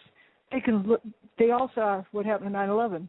That's proof that free energy technology exists, and the whole world can know that it exists. Then people can develop it in the light of day. Pete, Mr. Santilli, where can we find? Now you've got on your website the presentation from Dr. Wood, correct? You've got all the parts that you did with her. I think 4 parts or 3 parts. I sure did. Yeah, the entire presentation from start to finish. Okay, so folks that are interested in watching this in additional detail, perhaps getting things that they might not have gotten tonight, can go to your website. Go ahead. And also the book, wheredidthetowers.com. Yeah, look, folks.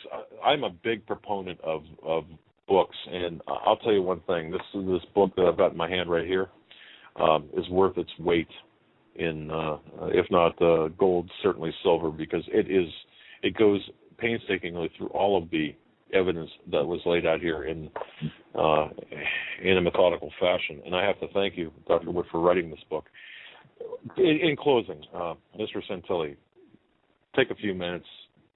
What are your thoughts?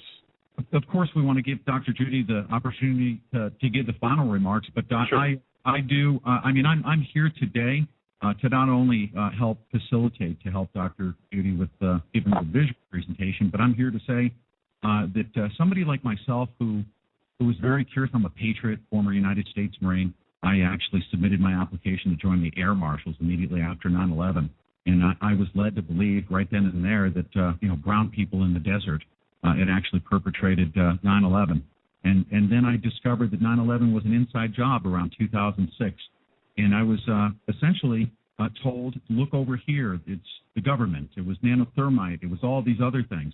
But essentially I discovered back in October or November of last year that I'd been taken away from the evidence that we just saw today, that I was intentionally diverted away in what we call a psyop that we've literally all been under for the past 10 years or so, to look away from the evidence. And I encourage everyone to do exactly what I did and what Dr. Judy Wood taught me to do, and that is to just look at the evidence yourself. It's indisputable. There's no way that anyone can tell you what you're seeing isn't what you're seeing. Look at it yourself.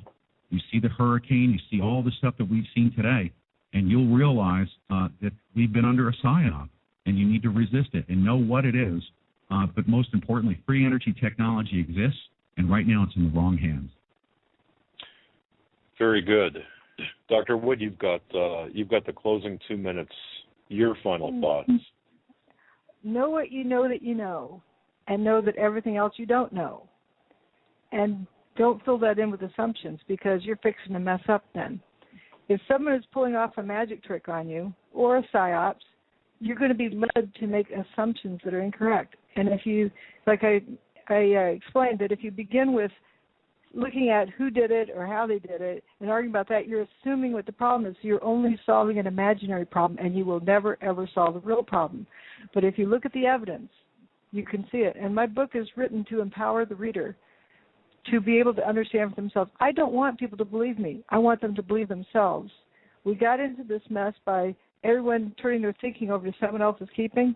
We need to take it back into our own keeping, and that's what the objective is of my book. And we can purchase your book where, Doctor? On my book site, which is wheredidthetowersgo.com. It's hard to type because it's all one word. And it'll be available also on Amazon. There's a back order right now, and then there's used books for lots of high price. And they're also available on Pete Santilli's site. And Mr. Santilli, your website? PeterSantilli.com. And also, I do want to offer to anyone, I believe that 500 or so pages of evidence, I pretty much guarantee anyone that purchases that book, and I've gone out on a limb to say that if you're not completely shocked by at least one item in that book and convinced that free energy technology does exist, return the book. We'll cover all of we'll refund your money, cover all of your shipping costs. It comes with an absolute guarantee, money back. Fantastic. Well, I don't suspect many people will be returning any books. Mr. Santilli, Dr. Wood, God bless you both. Thank you so much for very methodically laying out your case tonight. Where did the towers go? And everyone should be asking that question. That is indeed important. God bless you both. Thank you so much for appearing on our show. Thank you so much for having us. All right. Good night, folks. Ladies and gentlemen, we've concluded the program tonight, the Hagmann and Hagmann Report. Tomorrow night, we'll be back regular time, 8 o'clock, Joe and I in studio. Stay or join us tomorrow night. God bless you. Have a good night. Joe, closing comments? I just want to thank Mr. Santilli and Mrs. Wood for coming on. Their presentation was interesting, and I appreciate their time. You guys have a great night. We will see you tomorrow. same time. God bless you all and stay safe. All right. Thank you, Bob. Good night.